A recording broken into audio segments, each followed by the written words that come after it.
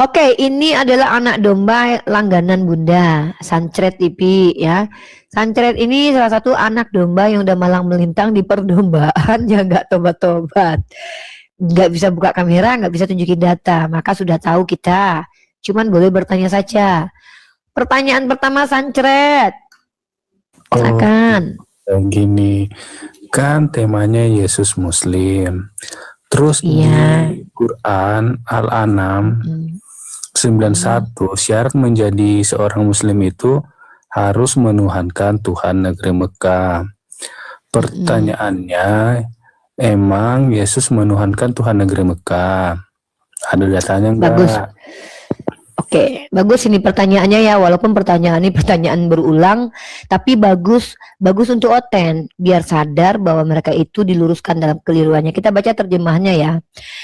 Ya, dan dialah penguasa mutlak atas semua hambanya, dan diutusnya kepadamu malaikat-malaikat penjaga bukan ini ya, Quran surah Al-An'am ayat berapa tadi, 61.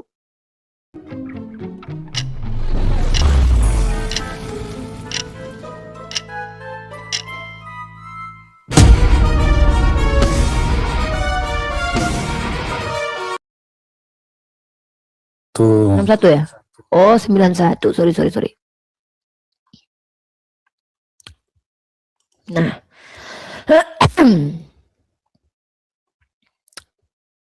Nih.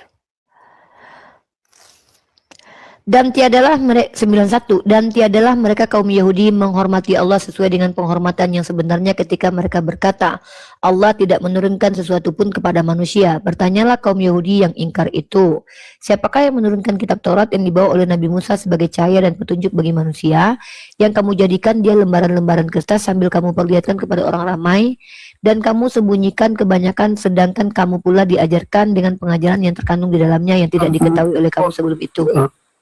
Quran surah Al-An'am. Anamal.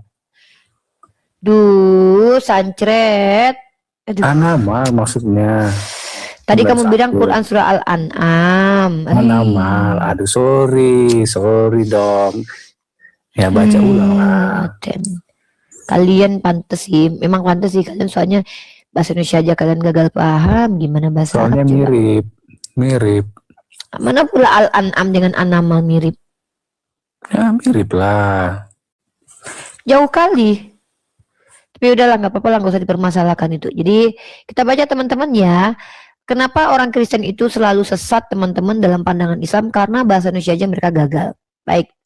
Dan mereka selalu tidak memahami ayat secara tekstual dan kontekstual karena memang mereka tidak ngerti tentang kaidah ilmu. Oke, kita baca. Aku Muhammad hanya diperintahkan menyembah Tuhan negeri yang Dia telah jadikan sebagai tanah haram. Bukan aku hanya diperintahkan menyembah kepada Tuhan yang hanya punya negeri Mekah. Bukan. Yang hanya bukan Tuhannya, tetapi perintahnya itu, penyembahannya itu hanya kepada Allah. Aku hanya diperintahkan menyembah Tuhan negeri yang dijadikan haram. Berarti tidak sama dengan aku diperintahkan menyembah Tuhan hanya Tuhan negeri Mekah. Beda. Anda misunderstanding. Ya, dan kalau Anda baca ayat setelahnya, dan segala sesuatu adalah miliknya termasuk Tuhan Anda, Yerusalem, lanjutlah Karifa, lanjut.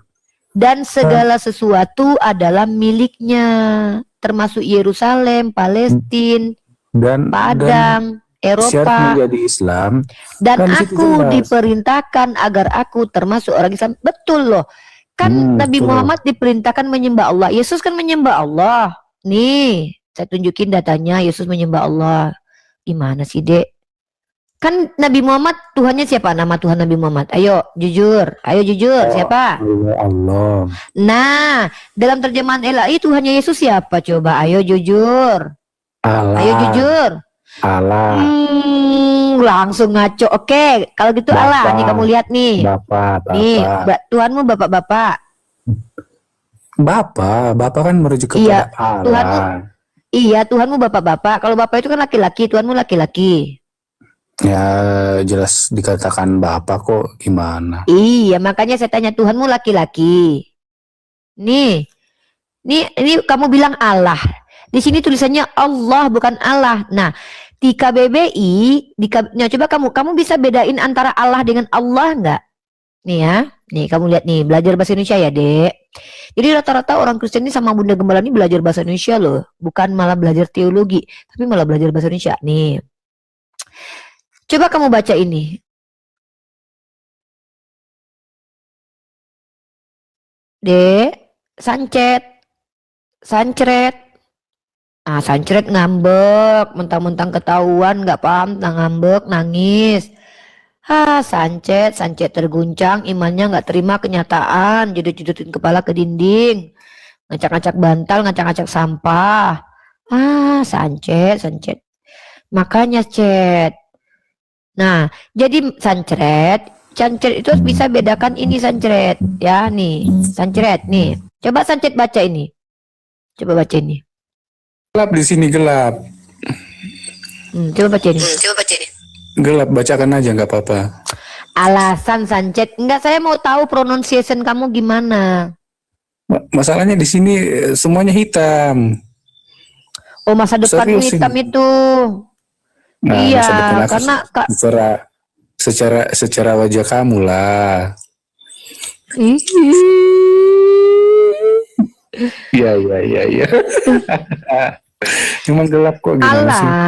Allah itu dalam bahasa Indonesia artinya tewas nih. Saya tunjukin ya. Tuhan kalian kan Allah. L-nya 1. Artinya tewas. Nih. Nih ya. Oh, gedein dulu ya, gedein dulu nih. Ini Allah. Allah artinya kalah dan tewas. Tuh. Kalau nama Tuhan Allah, ini apa, Dek? Ini adalah nama Tuhan, Dek. Beda, ini Allah. AL doang, nggak dua, gimana sih? AL. Loh, ini apa? Kok bisa Jangan jadi dipotong itu baca. Ini apa? Ini bacanya apa coba? Gimana sih? Jelas-jelas di Bible tulisannya ALL. Iya, tapi bacaan kamu itu salah. Kalau kamu baca ALLAH bukan Allah, karena Ya, L-nya 2, maka bacaannya.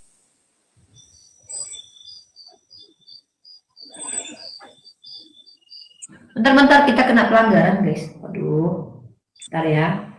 Ya gimana? Di Bible aja tulisannya ALLHA, 2 L-nya. Kok bisa jadi 1, gimana sih?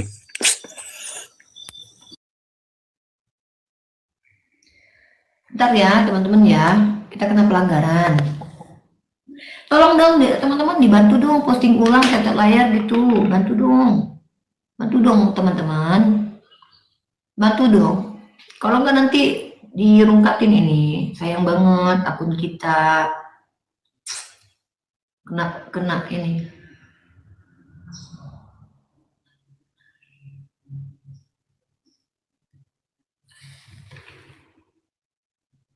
Di bawah sejak kapan Allah dibaca Allah? Kalian ini nggak lulus SD gimana sih? ALLHA dibaca Allah, gimana? Saya tanya sama kamu. Saya tanya sama kamu pernah belajar bahasa Indonesia nggak? Bahasa Indonesia yang baik dan benar, Allah dibaca Allah, bukan Allah. Iya, Nah, Allah gitu. yang kamu baca itu bahasa apa? Bahasa Indonesia. Sejak kapan jadi bahasa Indonesia? Sementara dalam KBBI saja itu adalah nama Tuhan dalam bahasa Arab, Dek. Ini KBBI loh. Kamu katanya belajar bahasa Indonesia, tapi kamu nih. Allah ALLAH ini pronunciation-nya wajib persis seperti tulisan Arabnya, karena ini adalah nama Tuhan dalam bahasa Arab nih. Nama Tuhan dalam bahasa Arab. Kenapa jadi Allah? Ini kan transliterasi, bukan terjemahan. Transliterasi. Ngerti nggak arti transliterasi? Diganti hurufnya dari huruf Arab diganti menjadi huruf Latin. Bacaannya tidak boleh beda, harus sama. Allah. Itu kenapa alamnya ada dua, L-nya ada dua. Tapi kalau yang nama Tuhan kamu ini, nih, coba kamu baca ini. Nggak, coba ya kok, coba kamu baca ini. Ya terus kenapa dengan itu? Ya kamu baca, coba kamu baca. Oh, perkecil aja supaya bisa aku baca. Soalnya kalau kebesaran langsung hitam di sini. Aduh, banyak kali lah alasanmu, Dek.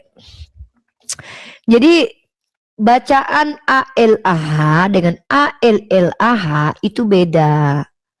Karena ALLAH itu transliterasi nama Tuhan dalam bahasa Arab. Maka pronunciation-nya, lafaznya harus mengikuti kalimat dalam bahasa Arabnya. Etikanya begitu.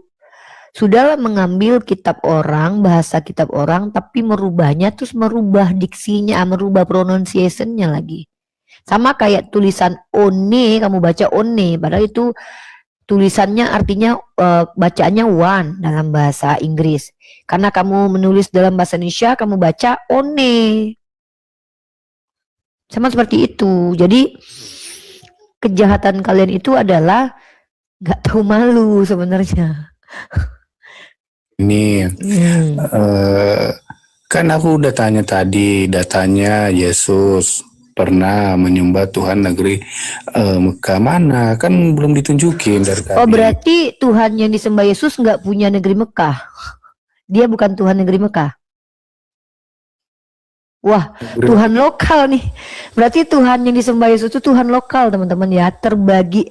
Dia cuma menguasai Yerusalem doang. Kalau Allah kan pemilik segala sesuatu. Ternyata Tuhan yang diperkenalkan Yesus itu cuma punya Yerusalem doang tuh, lokal dia. Oh gitu. Yang lokal kan di Al-Quran. Lah, di Quran kan, di dalam Quran itu bukan, Allah itu bukan hanya Tuhan Arab. Tapi Allah, Nabi Muhammad hanya disuruh nyembah Tuhan yang menjadikan negeri Mekah itu suci. Dan setelah itu bunyi ayatnya, Allah pemilik segala sesuatu. Nah, kalau kamu bilang Tuhan kamu yang bernama Yesus tidak menyembah kepada Tuhannya negeri Mekah, berarti negeri Mekah ini milik Tuhan lain. Berarti Tuhan kamu dengan Tuhannya negeri Mekah itu adalah Tuhan yang sama-sama eksis. Berarti kamu mengakui Tuhan itu banyak. Dan Tuhanmu Tuhan lokal. Inilah kenapa kamu rasis. Karena Tuhanmu Tuhan lokal, Dek. Cara berpikir gimana ini kok kayak gini. Karena saya kok heran dengan mereka. Mereka ini bukan anak kecil lagi loh, teman-temannya. Mereka ini kognitifnya harusnya udah jalan. Sudah lulus SD, SMP, SMA. Tapi kok kayak begini gitu. Justru di Kristen Tuhannya itu langit dan bumi. Loh, mana ada? Loh, mana ada dikatakan Tuhan Anda itu cuma ada di Israel doang nih, saya tunjukin datanya. Faktanya Tuhan kan lahir di Israel doang, nggak pernah kemana-mana. Nih. Ya, aduh ya ampun. Justru karena data itu nggak mungkin Yesus menjadi seorang Muslim. Loh, dia kan cuma di Israel, nggak pernah ke Arab. Yesus itu menyembah Tuhan pemilik Mekah nggak? Iya, pemilik Mekah. Ya udah Islam kalau gitu. Bukan kepada Allah. Loh, katanya tadi Allah pemilik negeri Mekah, tapi Yesus menyembah kepada Allah pemilik negeri Mekah. Kok sekarang malah ini? Yesus nggak pernah ke Arab. Ini gimana sih ini Sancet? Yang konsisten kalau statement itu jangan gini, jangan kamu berdebat dengan dirimu sendiri, Dek. Dunia. Tadi kamu bilang Yesus itu penguasa dunia, jadi termasuk Arab. Penguasa dunia, yang penguasa dunia itu iblis, Dek. Gimana nih? Yang menguasai dunia itu iblis. Ya ampun, ini adik kita ini memang nggak ngerti bableka. Ini bableka. Yang menguasai bumi itu nih saya tunjukin kepada kamu. Duh, ya Tuhan. Berarti Allah bagian dari itu juga ya. Karena Allah juga menguasai tidak, itu Quran. Allah yang menguasai segala sesuatu di Quran. Yang menguasai bumi di dalam Bible adalah iblis. Nih, iblis penguasa dunia nih loh. Kok tahu? Kok aduh, yang menguasai bumi dalam Bible itu adalah iblis. Ayatnya mana? 1 Yohanes. Nah, nih Yohanes pasal 12 nomor 31. Sekarang berlangsung penghakiman atas dunia ini, sekarang juga penguasa dunia ini akan dilemparkan keluar. Tuh, iblis penguasa dunia, Dek. di dalam Kristen. Yesus jangankan menguasai dunia, Dek. Menguasai 12 muridnya aja nggak mampu. Menguasai Yerusalem aja nggak mampu, kalah sama si Bilis. Gitu. Jadi yang menguasai bumi adalah Sibolis. Sementara Yesus tidak menguasai apa-apa. Gimana Yesus dikatakan penguasa dunia? Orang dia cuma di Israel doang. Jadi RT aja nggak pernah. Iblis bahkan menguasai bumi. Ini loh, sejak kapan Yesus menyembah Tuhan negeri Mekah? Belum dijawab. Sejak dari kecil dia sudah diajarkan ibunya nyembah Tuhan yang benar. Karena dia memang mengajarkan Tuhan yang benar. Contoh, nih, aduh kamu nggak tahu kalau dia itu pergi di bait Allah, baitnya Allah. Kamu ini ya Allah ya Rabbi ini. Aduh. Gini, Karifah. Jangan begini dulu masih begitu. Masalahnya gini. Jangan begini dulu masih begitu. Belum selesai Bunda Gembala. Jangan begini dulu masih begitu, Dek. Saya lagi Tuhan yang di Kristen itu sama enggak? Oh, beda. Kalau Kristen penyembah orang, penyembah roh. Kalau Yesus penyembah Tuhan yang benar sama seperti saya. Ya, okay. Yang beda ini kan Kristen dengan Yesus gini ya. Musa, Yesus, Nabi Muhammad dan orang Islam sama Tuhannya.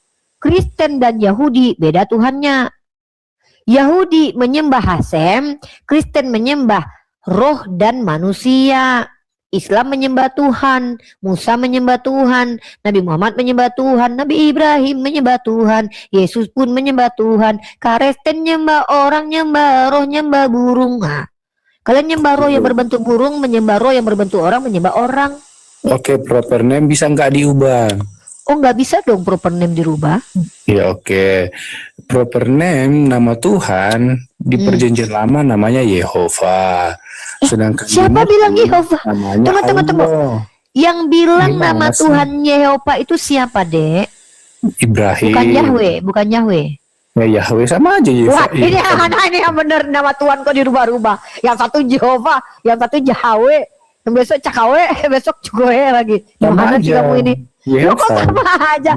Jehova sama Yahweh. Kok Jehova sama Yahweh sama? Dek, Jehova itu pakai J. Dek. Jadi baca Yehova. Dek, dengar Dek. Jehova pakai huruf J. Wah. Yahweh pakai huruf Y. Yahweh. Kok bisa sama Jehova sama Yahweh? Yang bener aja nih adik lucu sekali. Jangan disimpulkan dulu adikku Hancet. Gini kan Karifah sendiri udah mengakui bahwa proper name nggak bisa diganti. Ya kalau kok yang ganti proper name tadi jadi Jehovah jadi Yahweh gimana sih? Sama aja. Loh, teman-teman, kok bisa Pak jadi Ripai, teman-teman, jadi Sancet jadi Soncot, nggak bisa lah deh. Oke lah, Yahweh. Jehovah. Hah? Tuhan yang dikenal. Nama Tuhannya tunggu. Gini. Dek, sebentar. Coba jangan cuma ngomong aja nih orang nih. Nah, silahkan. Bentar. Saya mau tanya nih jujur nih. Nih kita jujur-jujuran ya. Kamu Kristen kan? Jangan bawa Yahudi lah. Kenapa? Nanti Yahudi ngudahin saya gara-gara kamu gitu loh. Tadinya dia nggak gini loh, dengar Dek. Kamu kan Kristen. Coba saya tanya, siapa proper name? Coba sebutkan proper name Tuhan yang diperkenalkan sama Yesus dalam perjanjian baru. Bapak. Ya elah, proper name-nya Bapak. Sekarang Bapak. Tadi Jehovah, Yahweh, sekarang jadi Bapak. Aduh. Ya emang gitu. Bapak dia selalu menyebut Bapak. Jadi Bapak itu proper name. Ya, bisa proper name, bisa generic name, tergantung. Aduh, tergantung yang tergantung tuh Yesus, Dek. Ini gimana, Dekku ini? Karifah sendiri yang bilang Tuhannya Musa dengan Tuhannya Muhammad sama. Kita kan kembali ke sana. Sama. Sedangkan Tuhannya Musa Allah. Proper name-nya YHWH, bukan Allah. Tidak ada yang mengatakan YHWH itu proper name karena YHWH itu tidak disebutkan sebagaimana kau menyebutkan YHWH. Ya ampun. Coba yaudah gini. Kamu kan menertawakan saya nih. Coba sebutkan satu orang Yahudi yang menyebutkan nama Tuhannya YHWH. Coba sebutkan. Ya baca aja di ya elah. Di dalam terjemahan LAI, Tuhan yang diperkenalkan Musa namanya Allah. Tuh, Iya, Allah, iya, Allah, iya, Allah. iya, Nggak iya, ada YHWH. YHWH itu adalah huruf 4 huruf yang tersusun menjadi interpretasi nama Tuhan dan tidak tahu siapa penyebutannya kayak mana. Sampai bahkan orang Yahudi sendiri tidak tahu cara menyebutkannya karena nggak pernah kita dengarkan Yahudi nyebutin nama Tuhannya. Bahkan ada perdebatan. Ada yang bilang Jehovah, ada yang bilang Yehua, ada yang bilang Yahweh, ada yang bilang Yahweh. Besok ada yang bilang hau-hau lagi. Artinya tidak ada kejelasan nama Tuhan dalam Bible kalian itu. Karena apa? Karena Bible kalian itu bukan lagi kitab suci, tapi kitab karangan manusia yang bercampur, yang telah dirubah-rubah. Nama Tuhan kalian dari Yesua jadi Yesua, jadi Yesus. Bayangkan. Nah, jadi Musa dalam terjemahan LAI menyembah Allah. Bahkan Yesus dibangkitkan oleh Allah. Dengan demikian Musa, Yesus, dan Abraham itu agamanya Muslim. Jadi Kristen menyembah orang Islam. Itu kesimpulan kita. Sedangkan Isa di Quran sendiri dikatakan sebagai Nasrani. Gimana sih? Mana? Di mana coba? Coba tunjukin Isa dikatakan Nasrani. Coba, saya mau tahu ayatnya di mana itu. Ya jelas. Ya mana datanya?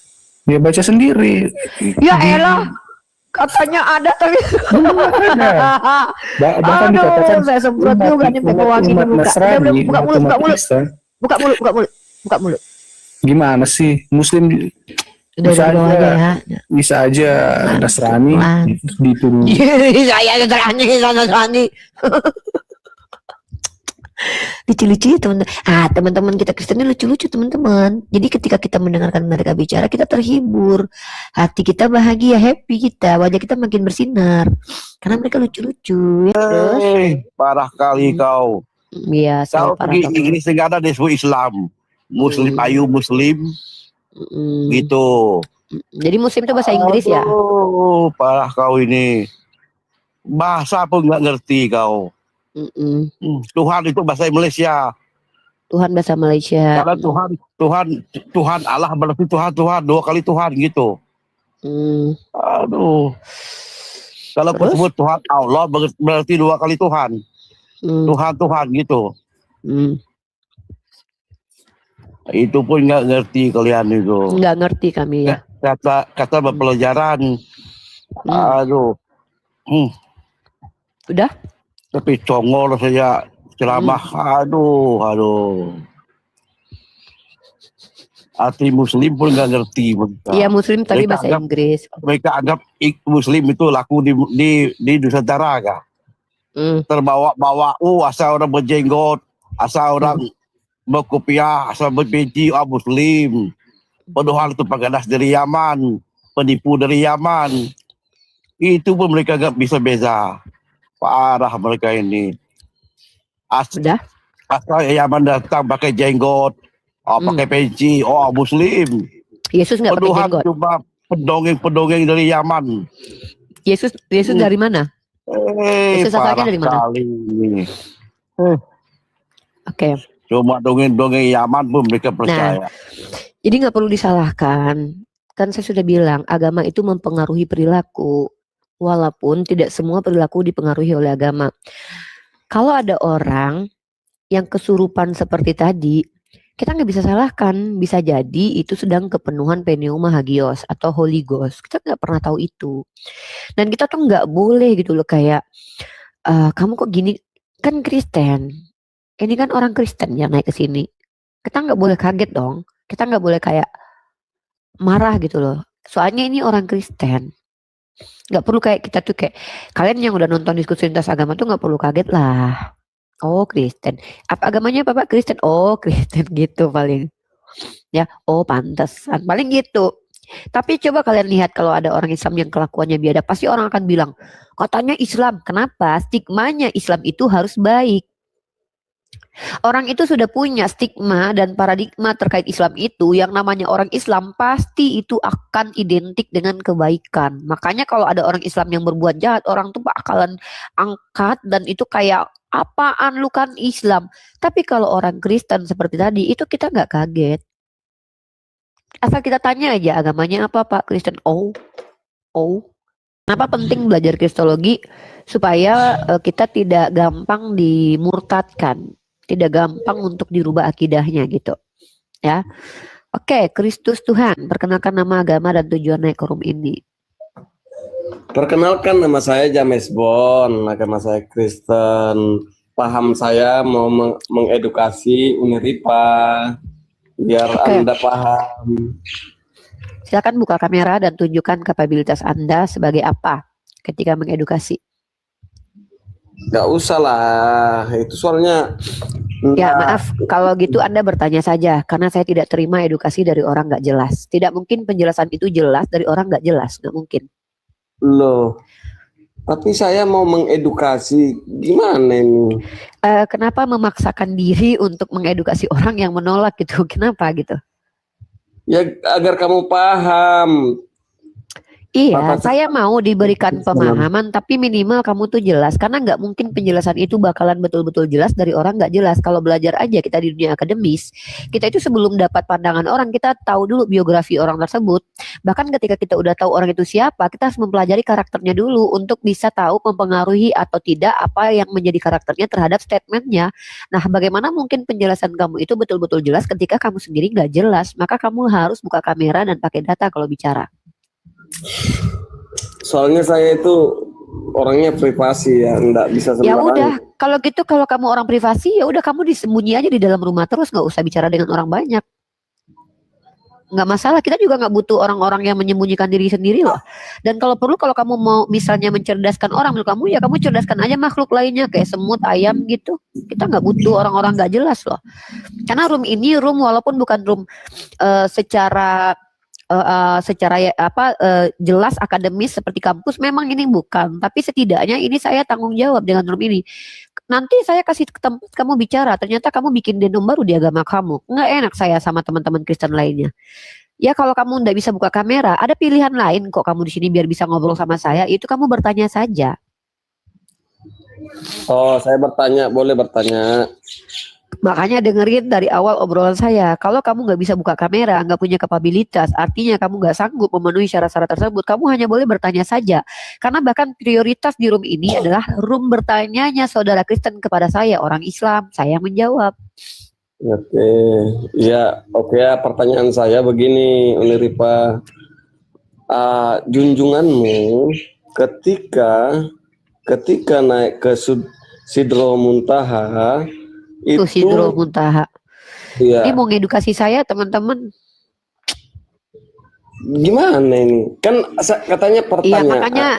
Iya, makanya akhirnya kan alhamdulillah kamu nggak jadi ngejelasin. Soalnya kamu aja ngomong belibet. Makanya penting kamu itu bertanya dulu, bukan Sidratul Muntaha. Jadi inilah kenapa saya bilang banyak di antara kalian itu, komunitas kamu itu yang NPD, Narcissistic Personality Disorder. Kenapa? Nggak ngerti tapi sok ngerti. Tapi kadang-kadang orang seperti kalian itu dibutuhkan kok. Kenapa kalian dibutuhkan? Saya mau teman-teman saya Muslim itu menjadikan kamu sebagai perbandingan dan benda, bukan objek-objek untuk dianalisa gitu ya. Kenapa saya bilang kamu objek? Karena saya pengen umat Islam itu mempelajari orang kayak kamu ini. Ada orang seperti ini loh teman-teman. Kenapa orang seperti ini ada? Tinggal Karena dijelasin aja loh. Ya bentar, saya lagi kamu tahu nggak ini room edukasi? Room edukasi di sini apapun di sini menjadi contoh transfer knowledge dan transfer attitude. Kemarahan di sini kemarahan yang diizinkan loh. Nah, jadi buat teman-teman Muslim, terkadang saya harus menaikkan orang-orang seperti ini tuh buat apa? Buat teman-teman semua belajar. Karena kalau kalian mau melakukan eksperimen, itu harus ada kodok atau tikus untuk jadi bahan percobaan. Kalau perumpamaan saudara kita seperti ini, maaf ya, perumpamaannya terlalu liar. Dengarkan dulu, saya belum sampai. Maksud saya adalah kamu tidak sama seperti kodok atau tikus, tapi kamu adalah bahan eksperimen kami supaya kami lebih sadar dan bersyukur kenapa Islam itu menjadi agama benar, karena kelakuan kamu seperti ini menunjukkan bahwa Islam itu betul-betul sistematika banget gitu loh. Karena kami umat Islam itu nggak boleh bicara banyak kalau kami tuh nggak ngerti apa-apa. Maka kami ini kalau seandainya mau bicara banyak, jadi seorang pendakwah atau jadi seorang yang mengajarkan, itu harus jelas kapabilitasnya. Kayak aku harus ulang-ulang terus loh. Aku ini seorang sarjana sosial KPI gitu. Jadi aku jelas kapasitasnya. Nah ini kamu tiba-tiba naik ke sini dengan nama yang tidak jelas, dengan kapabilitas yang tidak jelas, tiba-tiba mau ngeklaim mau ngajarin orang gitu loh. Nah, itu ciri-ciri sifat yang sebenarnya tuh kayak NPD sekali gitu. Itu gangguan psikologi sih. Ya, silakan kamu nanya aja. Pertanyaan pertama langsung aja, siapa, mengapa, di mana, bagaimana, biar saya langsung Iya. cepat jawab. Ketika junjunganmu itu naik ke Sidro Muntaha ya, itu melihat atau tidak melihat bahwasanya sifat daripada 20 adalah wujud ada ya. Sifat 20 wujud itu ada. Ketika junjunganmu melihat atau tidak melihat, coba diterangkan dulu Uneripa. Saya pertanyaan kamu saja tuh harus diperbaiki ya. Ketika sifat 20 seolah-olah kamu mempertanyakan apakah Nabi saya melihat sifat atau tidak. Dari awal saya pikir itu tuh, saking kamu nggak bisa mengkonstruksikan bahasa kamu. Nah, inilah kenapa tadi saya menghentikan kamu mempermalukan diri dengan cara tidak ngizinin kamu ngajarin orang. Karena kamu sendiri ngomongnya belibet. Pertanyaanmu mungkin ke saya benerin nih, saya luruskan, saya coba bantu. Mungkin pertanyaanmu begini nih ya. Apakah waktu Nabi Muhammad itu pergi Isra Mi'raj, beliau melihat Allah secara langsung karena salah satu sifat Allah adalah ada. Tuh. Aduh ya Allah. Jadi nggak apa-apa. Kamu di sini itu dapat edukasi dari saya. Ya saya mau berbagi kok sama orang-orang. Maaf ya, dalam pandangan Islam tuh orang jahil tuh nggak boleh direcehkan, tapi dirangkul. Oke, sekarang saya jawab ya. Mungkin maksud kamu itu, cuman kamu nggak bisa memakai bahasa yang baik dan benar karena tidak bisa beretorika. Saya ulangi pertanyaan kamu. Waktu Nabi Muhammad Isra Mi'raj, apakah Nabi Muhammad melihat dengan mata kepalanya langsung bagaimana Allah? Karena salah satu sifat Allah itu adalah wujud. Baik, saya jawab ya. Pertama kita definisikan dulu wujud. Wujud itu bukan berarti bisa dilihat, bisa diraba, bisa diterawang, dicelup, dan dibakar. Bukan. Ada itu sama dengan eksis. Tidak semua segala sesuatu yang ada itu bisa diindrakan. Seperti energi, daya, perasaan, tapi bisa dirasakan dan dirasionalkan. Itu pahami dulu ya. Kalau kamu mengerti arti rasional itu apa? Masuk logika, dipikirkan secara akal, rasio, pertimbangan akal. Kalau ada ini, berarti ada ini dong. Wah, kok ada dingin di sini ya? Oh, berarti di sini ada batu es. Maka kita tahu batu es ini mengeluarkan hawa dingin. Itu, dan dingin itu nggak bisa dilihat. Karena itu sifat yang ada pada yang melekat kepada yang disifati. Nah, Allah itu punya sifat wujud, artinya ada, eksis. Ada itu nggak bisa dilihat karena itu sifat. Nah, apakah Rasulullah itu melihat Allah dengan mata kepala? Sayyidah Aisyah mengatakan bahwa Rasulullah tidak melihat tapi ada hijab. Dalam artian tidak melihat dengan mata kepala karena belum sanggup dilihat. Karena nanti janji untuk melihat Allah sebagaimana kami melihat bulan purnama pada malam hari, itu nanti diberikan janjinya di surga. Seperti itu. Berat sih memang buat kamu pahami, tapi nggak apa-apa, pelan-pelan lah. Pelan-pelan kamu belajar berdialektika. Pertama atur dulu bicaranya. Silakan pertanyaan selanjutnya. Nah, minimal kalau mau ngajarin saya, fasih dulu pakai TikTok, buka tutup mic tuh harus cepet gitu biar nggak buang waktu. Silakan. Jadi begini. Saya lagi nggak nanya, nggak usah jadi begini. Saya kan nggak nanya apa-apa, kan kamu suruh yang disuruh nanya kamu, bukan saya nanya kamu terus jawabannya jadi begini, Dek. Silakan pertanyaan selanjutnya, Dek.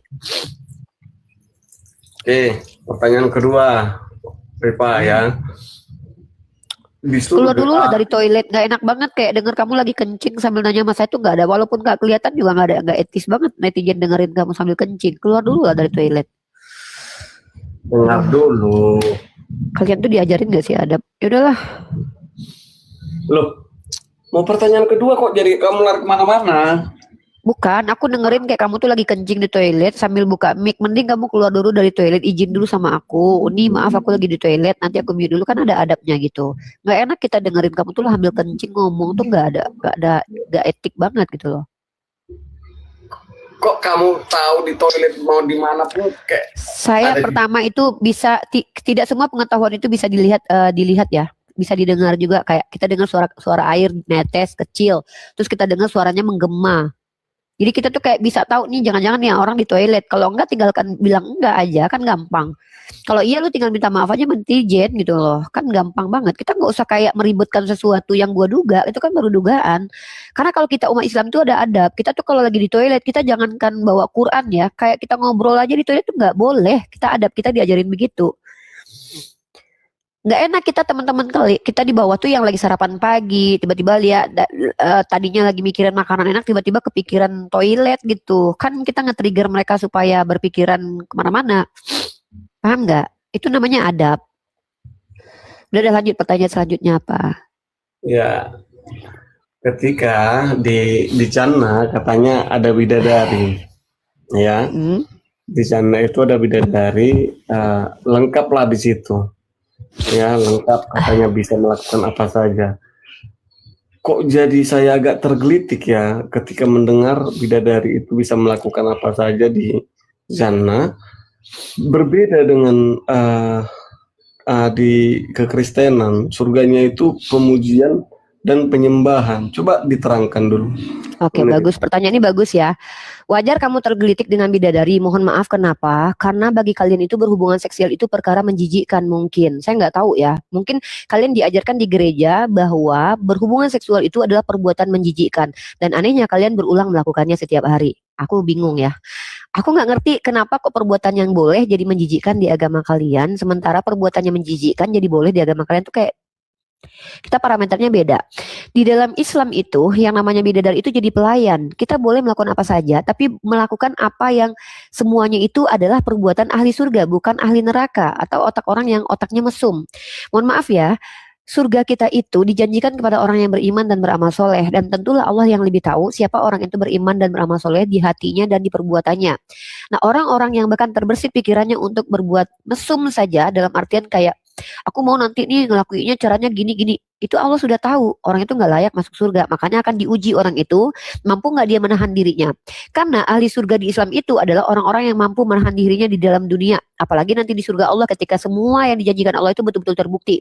Sedangkan kami di dunia aja belum melihat bukti-bukti apa yang Allah janjikan neraka dan surga itu betul-betul ada. Kami bisa menahan diri di dunia. Walaupun terkadang kami khilaf. Apalagi nanti ketika di surga kami sudah diberikan semuanya, kami juga nggak geragasan gitu.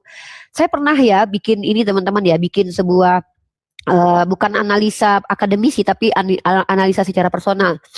Ada di Klaten itu teman-teman ada satu pohon ya, ada 3 pohon lah, pohon sawo, pohon rambutan sama pohon mangga, satu lagi itu pohon jambu biji. Entah kenapa di dekat perumahan keluarganya mantan suami saya itu teman-teman ya, pohon-pohon itu berbuah tuh nggak ditutupin sama sekali. Maksudnya tuh dibiarkan gitu aja dan nggak ada yang rampok mencuri tuh nggak ada. Bahkan tuh kayak jatuh-jatuh aja gitu. Saking aku bingungnya karena aku baru datang di sini aku bilang ini nggak ada yang mau ya. Ada sih. Cuman kita nggak mau nyuri karena kita bisa dapat itu dengan gratis gitu. Maka kenapa tidak ada lagi orang mesum dan cabul di surganya Islam? Karena mereka punya apa yang mereka keingini di dunia seperti istri-istri cantik dan soleha. Makanya mereka nggak perlu lagi untuk memaksa, memperkodok, berbuat mesum tuh nggak perlu. Dengar baik-baik, kenapa ada aksi-aksi mesum? Karena orang-orang mesum ini adalah orang yang ingin menyalurkan hasrat seksualnya tapi tidak mampu diberikan kemampuan. Contoh, tidak mampu punya istri, tidak ada yang mau sama dia. Kemudian nggak mampu bayar perempuan, akhirnya dipakai ayam. Jadi orang-orang yang berbuat jahat biasanya itu karena ketidakmampuannya. Contoh kenapa dia mencuri? Karena dia nggak mampu kerja. Kenapa dia memperkodok? Karena dia nggak mampu memperistri. Maka di surganya umat Islam itu nggak mungkin ada orang seperti itu karena semua sudah dimampukan. Nggak ada ceritanya orang mesum lagi gitu loh. Nah, karena kamu merasa tergelitik ketika di surganya umat Islam itu nanti ada bidadari, karena dalam bayangan kamu itu bidadari itu melulu pasal celana dalam. Mungkin dalam pandangan kami umat Islam bidadari itu tidak melulu pasal celana dalam, tapi melulu tentang pelayan yang setia kepada kami seperti layaknya raja yang punya dayang-dayang. Nggak ada ceritanya tuh dalam otaknya kami kaum Islam itu yang laki-laki dan perempuan itu beramal soleh karena mengharapkan ada bidadari di surga. Kenapa? Mereka bisa menikmati hubungan yang dihalalkan bersama istri-istri mereka. Dan mereka adalah orang-orang yang tidak melampaui apa yang diberikan kepada mereka oleh Allah Subhanahu wa taala, gitu loh. Nah, jadi bagi kamu tergelitik dan aku tanggapin nih komentar kamu bilang di surga saya itu hanya memuji Tuhan. Makanya saya bilang saya dibayar dikasih seluruh dunia ini, masuk surga kalian saya nggak mau karena ngebosenin. Kenapa? Di bumi memuji Tuhan sekali seminggu, tiba-tiba di surga tiap hari, tiap detik, tiap menit, nggak berhenti. Andai saya dikasih kesempatan ke Dufan, disuruh putar-putar Dufan selama 2 bulan, bakalan bosan lama-lama. Ini kita udah ada Dufan loh ya, sesuatu yang enak. Bayangkan nggak teman-teman kalau kalian itu disuruh karaoke 10 jam atau 2 hari 2 malam nggak berhenti, bakalan gempor. Itu nikmat? Enggak, nikmatnya mungkin di awal, tapi kemudian akan sangat membosankan dan itu kekal selamanya memuji-muji Tuhan. Ini maaf ya, ini Tuhan kalian tuh sorry. Di dunia dia nggak mau dipuji, di surga dia minta dipuji kekal selamanya nggak berhenti sambil duduk aja. Ini dalam benak aku tuh kayak di surga atau tempat ruang penyiksaan. Tahu nggak kalian belajar ya psikologi? Ada salah satu dibuat dulu ya kalau aku sering nonton film-film dulu, aku tuh sering nonton film kayak CSI, FBI. Itu kenapa aku jadi pendebat ini, karena aku tuh seneng banget kritis terhadap kasus-kasus kriminal guys. Makanya aku seneng belajar psikologi karena aku seneng nonton-nonton film kriminal. Dan kalian tahu nggak, salah satu penyiksaan, ruang penyiksaan kepada manusia secara psikologi bukan secara jasmani ya, dan itu sangat menyakitkan, adalah dibuat ruangan putih yang nggak ada apa-apa dan orang itu ada di situ. Kebayang nggak kalian surganya Kristen kayak gitu? Kebayang nggak kalian berada di sebuah ruangan putih nggak ada apa-apa, tapi kalian dibiarkan hidup selama-lamanya gitu. Kebayang nggak kalian nggak ada apa-apa gitu, dilihat sebelah kanan putih, sebelah kiri putih, atas putih, kalian akan pengen cepat bundir, tau nggak sih? Pengen cepat metong. Aduh, andai aku metong aja deh. Saking kalian itu disiksa dengan kegabutan dan kebosanan. Makanya aku bilang surganya Kristen itu adalah neraka bagi kami. Karena nggak ada ceritanya ketika kita menikah. Kita di dunia ini ya teman-teman, saya nih contoh, saya dikasih merasakan di dunia ini nikmatnya makan selai kacang dengan roti ini. Enak ya. Terus saya diizinkan makan alpukat dengan perasa creamer manis dan keju asin. Saya nikmati nih. Enak. Seumur hidup saya nggak selamanya tiap hari makan ginian. Durian gitu. Tiba-tiba pas mati, rasa-rasa yang pernah ada nggak pernah dimunculkan kembali guys. Itu ibarat kata kayak kalian tau gak sih, punya bayi, anak balita umur usia 7 tahun, dikasih sedikit es krim, udah ngerasain es krim, habis itu nggak pernah dikasih lagi seumur hidup.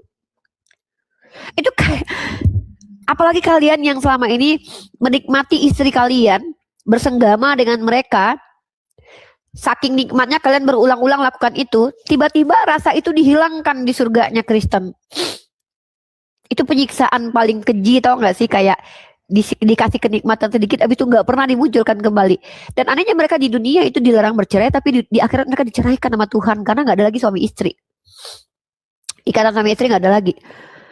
Itulah perbandingan surganya Kristen dengan surganya Islam. Karena surganya Kristen itu ibarat neraka dalam pandangan kami sebagai orang Islam. Jadi nggak mungkin Allah itu setidak adil itu. Allah kasih kita kesempatan menikmati wajah anak kita yang cantik, manis. Nanti kita waktu besar dewasa tuh udah pisah sama anak kita. Kebayang nggak kalian ibu-ibu, anak ayah-ayah? Kalian tuh ngerawat anak kalian kecil dengan penuh kasih sayang. Tiba-tiba umur 20 tahun dia meninggalkan kalian. Nanti di surga itu kalian dipertemukan. Belum selesai kan edukasi. Aduh. Saya di sini kan edukasi, bro. Kalau nggak siap mendengarkan ilmu pengetahuan, silahkan rasakan perihnya kebodohan, nggak apa-apa. Kan saya nggak paksa kamu. Dengar dulu. Jadi Ustadz yang lari ke Mesir itu sama yang 50 santri itu gimana itu? Oh yang ini, ntar saya tunjukin datanya. Yang maksud kamu yang ini ya? Iya, yang lari ke Mesir sama yang 50 santri itu gimana? Iya, sebentar saya kasih dulu ya. Maksudnya ini kali nih. Ini saya jujur sama kamu ya. Ini saya harus jujur nih. Sebagai orang Islam saya harus jujur. Saya minta maaf sama kamu. Karena ustadz yang bernama, siapa namanya itu, tidak mampu mengalahkan pendeta-pendeta kalian dalam mencabuli orang lain yang jumlahnya sampai 216.000. Saya minta maaf banget sama kamu kalau ini mengecewakan ustadz-ustadz kami ya. Saya minta maaf banget, Ustadz-Ustadz kami mengecewakan karena nggak bisa mengalahkan jumlah korban yang dilakukan oleh pelecehan oleh pendeta pastor gereja kalian. Ini sampai jumlahnya 216.000 korban pelecehan SKS terhadap anak di dalam gereja. Saya minta maaf banget membuat kalian kecewa. Mungkin kalian itu berharap bahwa korbannya bisa sampai 200.000. Mungkin harapan kalian kalau minimal kalau bisa tuh korban kejahatan para ustadz itu 200 orang lah gitu ya. Sebentar dulu, saya kenapa sih? Kenapa kok kayak tegang kejang? Biasa aja, santai dong. Iya, Saya kan minta maaf nih. Iya, saya minta maaf. Saya Uni Rifa minta maaf karena kelakuan bejat para ulama kami tidak mampu mengalahkan kelakuan bejat para pastor dan pendeta di gereja karena korbannya nggak nyampe 1.000 bahkan 100 orang nggak nyampe. Maaf ya. Maaf kalau korbannya para ustadz nggak nyampe 200 orang. Sementara Kristen sudah mengalahkan dan hebat banget dalam pelecehan ini karena korbannya sampai 216.000. Maaf banget ya nih. Aku minta maaf banget sama kalian. Memang kalau untuk lomba-lomba bejat kami kalah ya. Aku akui aja deh kalau lomba-lomba bejat itu kami kalah saudaraku ya karena korbannya 216.000. Aduh, aku minta maaf banget ya dan ini sangat mengecewakan banget buat kalian. Pas aku di sini jujur aku baru kalah data tuh di sini ya. Jujur aku bilang tuh kayak aku tuh kalah data di sini. Ya. Karena aku tuh kayak ngerasa kayak aduh ya ampun kita tuh kalah guys. Kenapa kita bisa dikalahkan gitu ya. Dan aku minta maaf banget sama kamu karena kami harus mengalah di ranah ini.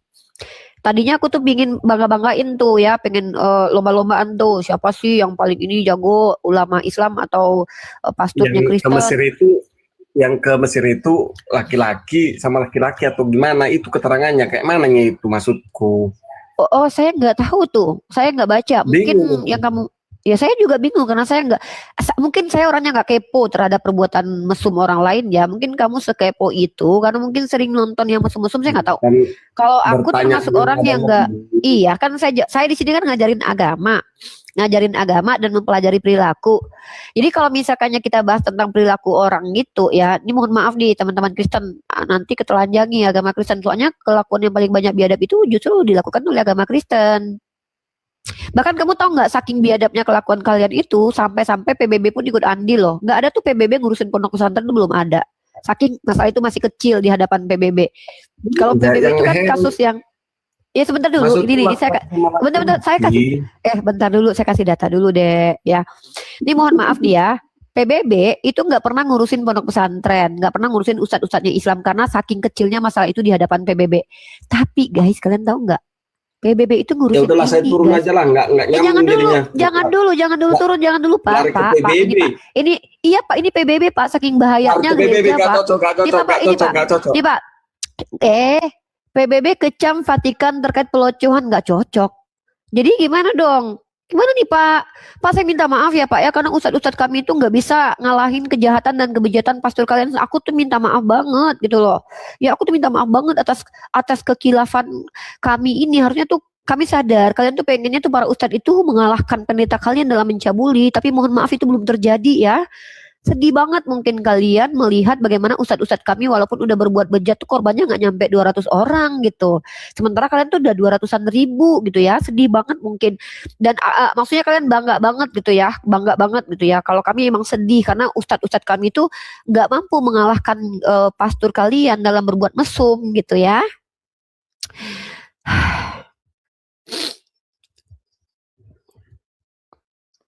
Seperti itu kira-kira teman-teman ya. Sedih banget memang kita ya. PBB aja loh. PBB aja tuh ikut campur tuh nggak sih? Sekelas PBB loh coy. PBB aja tuh kayak riweuh gitu. Kita ganti kamera ya.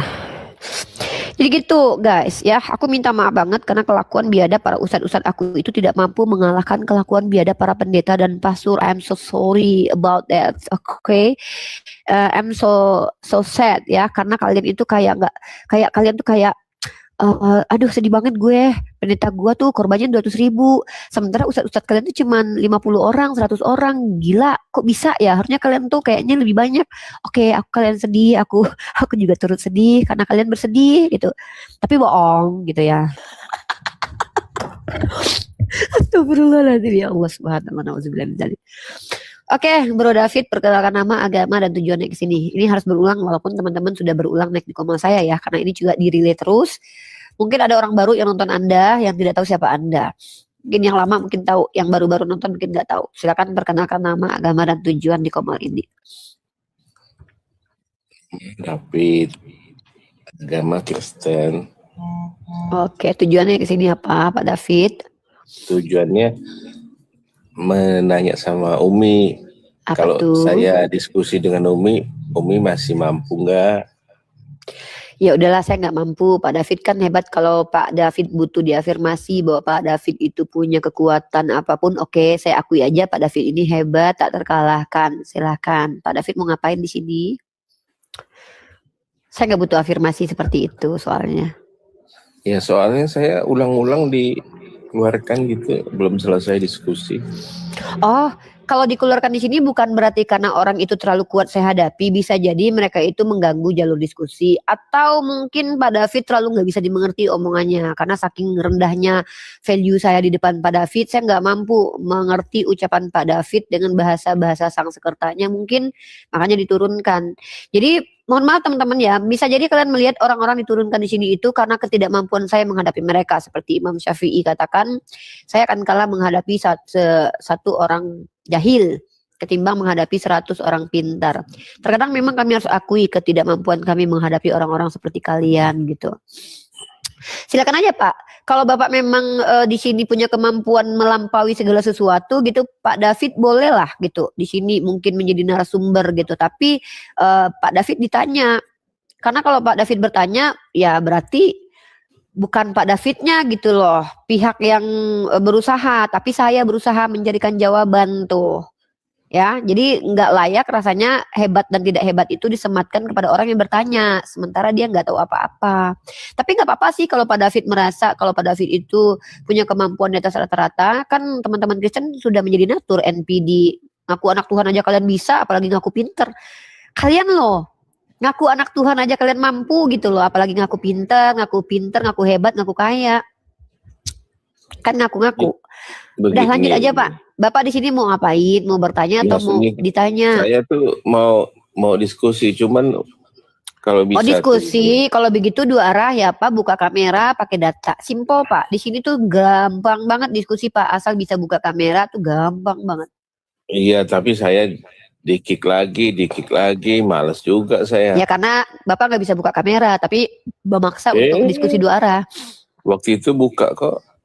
Ya silakan Pak. Nggak Pak, jangan bahas yang lalu-lalu lah Pak. Saya tuh orangnya nggak gampang ingat dengan orang-orang yang nggak penting dalam hidup saya Pak. Gini aja, Bapak saya akan buka kamera sekarang. Kita hadapi hari ini aja. Jangan bawa masa lalu Pak. Terkadang masa lalu itu perih untuk dikenang ya Pak. Silakan Bapak buka kamera sekarang. Lalu kita diskusi aja. Jangan buang waktu saya Pak. Saya jujur Pak ya. Saya ini sangat sibuk merayap Pak. Padat merayap jadwal saya. Jadwal nge-gym saya tuh nanti jam sekian. Jadwal saya harus sarapan makan siang jam sekian. Jadwal saya harus belajar baca buku lagi tuh jam sekian. Jangan dibuang waktu saya. Silakan Bapak lanjut aja buka kamera kita diskusi. Ya maksudnya janji dulu dong. Ya ampun Pak, maaf Pak saya nggak perlu janji sama orang Kristen Pak. Maaf ya Pak ya, saya itu bukan tipikal orang yang senang banget mengumbar-umbar janji-janji kayak Yesus tuh hari ini juga kau bersamaku di Firdaus, tahu-tahu nggak jadi, itu saya nggak mau. Saya maunya tuh gini Pak, di room saya ini orang-orang dapat haknya. Haknya apa? Ketika mereka itu adalah non-muslim yang awam, mereka dapat kesempatan untuk bertanya kepada saya. Kalau mereka punya ilmu, mereka kesempatannya dapat mengeksplor ilmu mereka asal mereka bisa buka kamera. Kalau Bapak tidak mau mengikuti syarat saya, ya Bapak silakan turun ke bawah. Nggak ada kok Bapak di sini diharapkan untuk menjadi narasumber, kecuali ada yang mau. Saya tanya sama netizen di bawah, kalian kenal Pak David nggak? Kalian mau dengar ilmu dari Pak David nggak teman-teman? Kenal nggak sama Pak David? Coba di bawah. Kalian kenal Pak David nggak? Tidak lah Pak. Orang aja gak kenal Bapak, kenapa Bapak maksa diri harus jadi narasumber di sini? Silakan Pak, dibuka kameranya aja Pak. Kalau memang pengen betul-betul diskusi dua arah dengan saya, kita tungguin Pak. Duh, lama banget nih Pak. Buka kamera doang. Salah Mbak Umi, saya nanti kecewa tahu-tahu di. Waduh, Pak, gini loh Pak. Kalau betul-betul Bapak itu gentleman Pak ya. Gak usah diskusi udah, lah. ngomong dong. Dari tadi ribet banget, cuma mau nanya doang. Ya Allah, Robby, astagfirullahaladzim. Ya silakan nanya. Saya nanya ya, Mbak Umi. Astagfirullah. Mudah-mudahan bisa dijawab. pertanyaan itu nggak usah pakai ayat-ayat gitu loh. Sorry Pak, Penjelasan. jangan Pak, maaf di sini hanya boleh bertanya bukan mengintervensi bagaimana cara menjawab Pak dan cara bertanya. Di sini Pak ya, kalau seandainya pertanyaannya itu berupa klaim tuh wajib ada data Pak. Kalau nggak mau silahkan turun Pak, emang berat sih Pak. Memang berat Pak. Iya, saya tanya simple saja. Mari kita lihat simpelnya kayak mana teman-teman, silakan. Kalau Sang Pencipta ala SWT itu dibilang Maha Pengampun, ya Maha Pengampun. Sampai di mana sih pengampunannya, Umi? Oke, kalau Allah Subhanahu wa Ta'ala itu Maha Pengampun, sampai mana sih pengampunannya?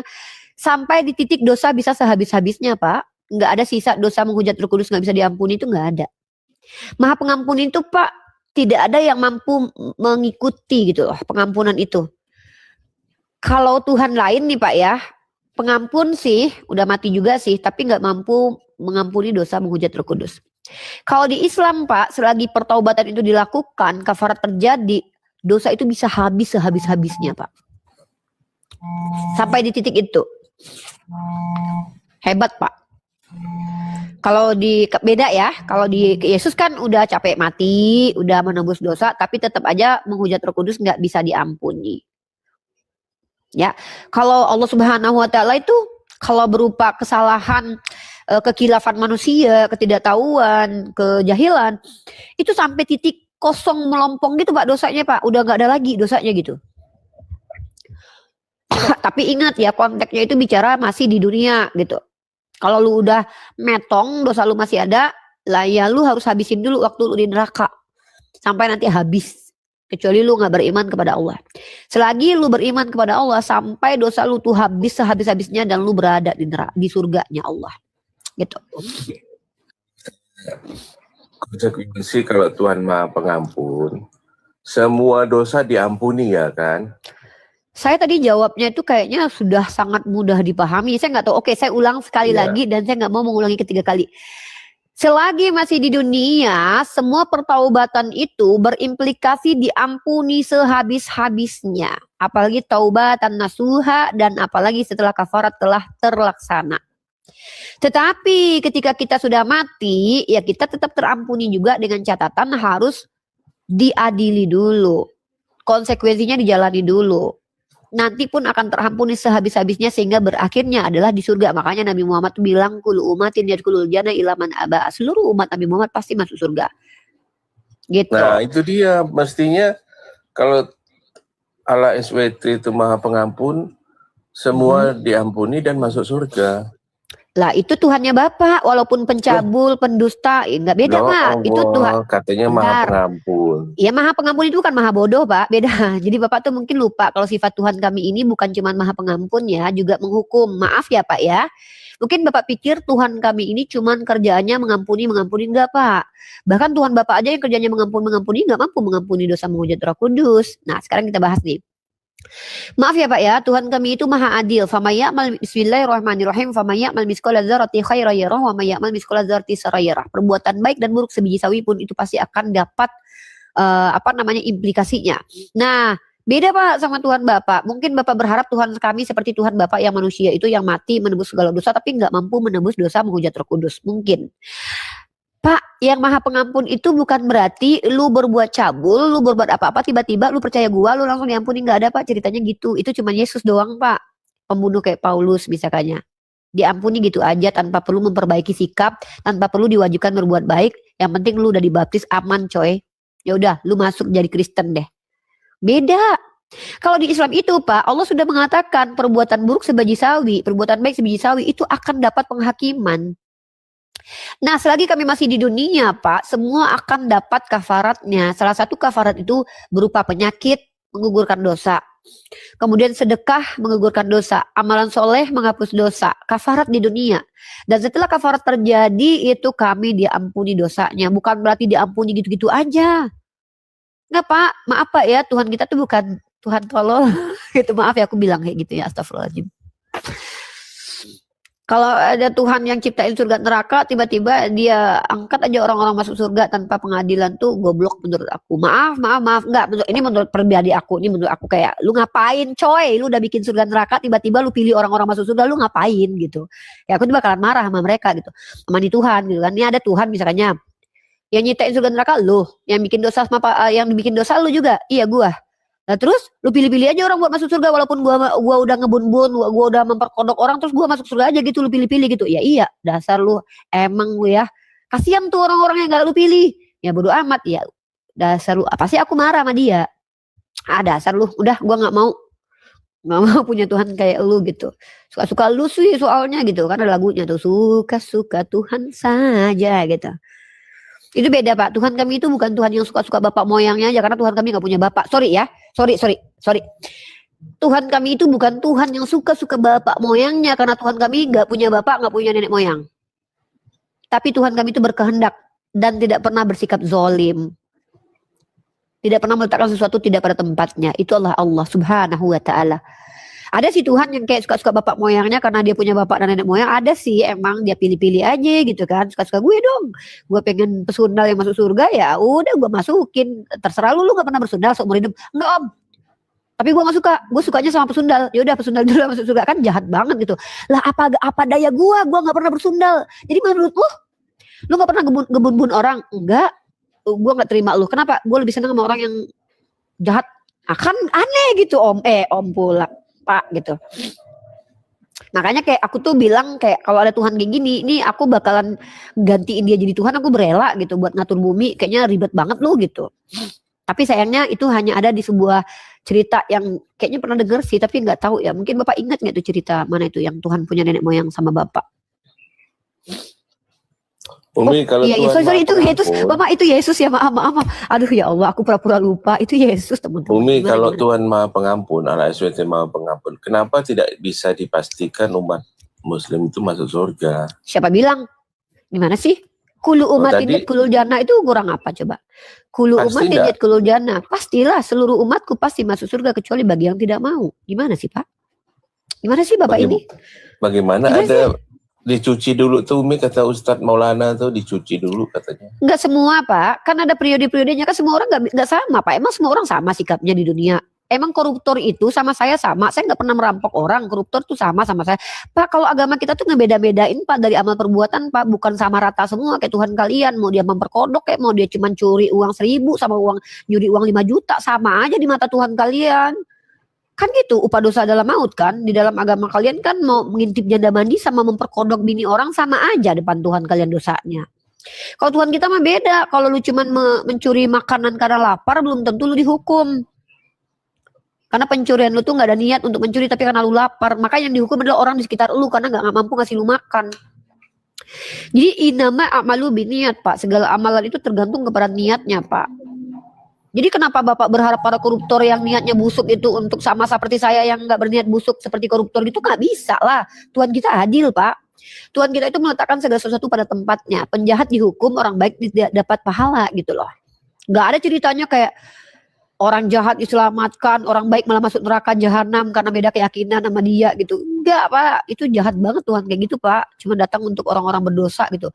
Giliran pesundal aja diselamatin, giliran gua gak pernah bersundal dia gak datang-datang. Jahat banget, pilu banget hati ini Pak. Jadi kalau ada Tuhan begini nih saya ludahin Pak. Maaf ya, saya gak bermaksud, karena memang Tuhan kalian pernah diludahi sih. Kayak lu datang tuh sama si Rasmi, tukang tua yang pahanya diraba-raba. Karena aku datang untuk para pendosa. Misalnya ada Tuhan yang bilang begitu ya. Oh iya, ingat ada Yesus kayak gitu. Gue pasti bakalan enak aja. Gue gak pernah bersundal. Gue gak pernah melakukan perjinahan. Dan gue gak lu terima. Gue akan tuntut lu nanti sama bapak lu gitu kan. Pasti berantem Pak aku sama dia gitu loh. Kalau ada Tuhan yang kayak gitu. Alhamdulillah Tuhan kita gak kayak gitu. Alhamdulillah Allah subhanahu wa ta'ala itu adalah Tuhan yang adil. Menghukum para koruptor, mengasihi orang-orang yang mencuri karena lapar. Makanya ada hukum-hukum dalam Islam itu, hudud namanya. Gitu Pak, jadi Tuhan kita tuh bukan Tuhan yang kayak suka-suka nenek moyang lu mau bersundal tapi lu masuk surga. Hebat banget lu gitu, lu yang korupsi terus Tuhan yang tanggung dosa lu. Enggak, itu namanya bukan adil sih Pak, lebih ke goblok kalau menurut aku. Maaf kalau dalam pandangan aku ya, ini aku nggak bicara tentang Tuhan agama lain ya guys. Dalam pandangan aku ketika ada Tuhan yang ingin menyelamatkan hambanya, dia harus mengorbankan dirinya. Menurut aku tuh, maaf, menurut aku tuh kayak dia kurang IQ-nya gitu loh. Dia nggak mikir gitu loh. Menurut aku nggak ngatain nama Tuhan orang lain ya. Walaupun memang itu Yesus kayak gitu, walaupun memang aku tahu Yesus kayak gitu, dia tuh ngehabisi dirinya untuk nyelamatin para penjahat kayak Paulus. Tapi ya itu tadi, buat aku tuh kayak, makanya aku nggak mau jadi Kristen, karena menurut aku dalam pandangan aku tuh kayak, apaan kayak gini, Tuhan kok kayak gini sih gitu. Kalau dalam pandangan Islam kan Tuhannya jelas gitu loh, memberikan hukuman sesuai dengan perbuatan gitu loh. Gitu juga Tuhannya Bani Israel juga gitu. Umi kalau sudah bertobat minta ampun, Ya. dihukum juga kah? Taubatan nasuha itu awal dari penyesalan Pak. Dan setelah bertaubatan nasuha itulah nanti kafarat akan terjadi. Seperti misalnya, makanya banyak orang-orang yang ketika dia bertaubat dari kafir menjadi muslim, itu biasanya tuh akan mendapatkan tempaan ujian di hidup. Nah ujian itulah kafaratnya Pak. Seperti nanti dia akan kehilangan hartanya, keluarganya, kehilangan ibu ayahnya, diusir dari rumah. Maka ketika dia proses berjalan itu, kesakitan-kesakitan yang dia jalani itu akan menggugurkan dosa-dosa dia. Maka disitulah dia sudah tidak lagi dihakimi di yaumil hisab nanti gitu. Itu kafarat namanya Pak. Kalau di ini, kalau ya masuk surga lah Pak. Kalau dia tidak, Pak. Iya. Gini kan Pak, masuk surga itu Pak. Dengar Pak. Koruptor kalau udah bertobat dia masuk surga lah. Ya nggak kayak di Kristen Pak, bertobat nggak berbuat baik. Kalau di Islam itu wajib berbuat baik mengganti perbuatan sebelumnya menjadi perbuatan baik Pak. Kalau di Kristen kan nggak wajib berbuat baik. Kalau ditambah lagi berbuat baik tadi saya tanya. Oh jelas. Kalau di dalam Islam kalau nggak berbuat baik berarti oh itu Kristen. Kalau masuk Kristen nggak perlu berbuat baik mah itu Kristen. Kalau dalam Islam itu kalau nggak berbuat baik nggak jadi masuk surga, karena syarat masuk surga kan dua Pak. Dalam Quran surah Al-Baqarah ayat 25, pertama beriman dan beramal soleh. Nggak ada ceritanya ketika kau beriman tiba-tiba kau diam-diam aja gitu terus masuk surga, kayak di Kristen nggak ada. Itu di Kristen itu ada namanya soteriologi Calvinis, di mana orang Kristen percaya nggak perlu berbuat baik itu pasti masuk surga walaupun dia udah Kristen. Ya jadi untuk masuk surga tuh bertobat, berbuat baik gitu ya. Bertobat itu sama dengan berbuat baik sebenarnya Pak. Gimana sih? Bertobat itu sebuah amalan Pak. Dengar baik-baik nih Pak. Amalan itu adalah sebuah perbuatan. Dan amalan itu dikatakan baik ketika perbuatan itu diperintahkan Tuhan dan mengikuti anjuran Nabi. Nah itu disebut dengan perbuatan baik atau amalan soleh. Dan pertaubatan juga adalah amalan soleh. Nah ketika seseorang itu sadar perbuatannya jahat, sama ini dia koruptor, maka kemudian dia perbaiki dengan cara bersedekah banyak, dia keluarkan lagi harta benda yang sudah dia rampok itu bagi-bagi ke orang lain. Nah maka disitulah hak prerogatif Allah. Hak prerogatif Allah, dan mohon maaf ya saya bukan Tuhan loh.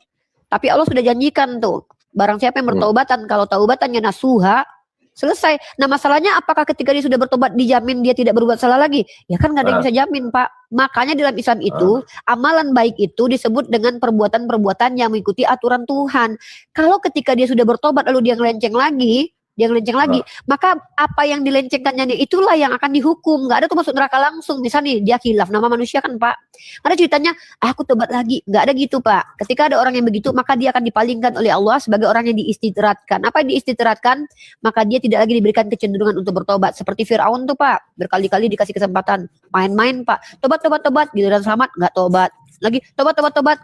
Nggak tobat. Tapi pas dia mau mati betulan dia mau bertobat kepada Allah. Dia tidak diizinkan oleh Allah. Tuhan kita kan bukan Tuhan bodoh yang bisa dikibul-kibulin Pak. Emang Tuhan kita Tuhan yang gak tahu apa-apa.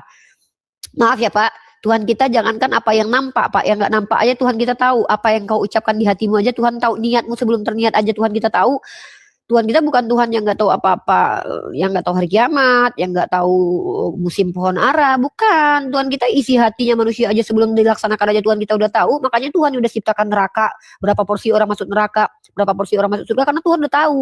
Kalau nanti Pak David ini bakal matinya mati kafir misalkannya gitu. Allah udah tahu.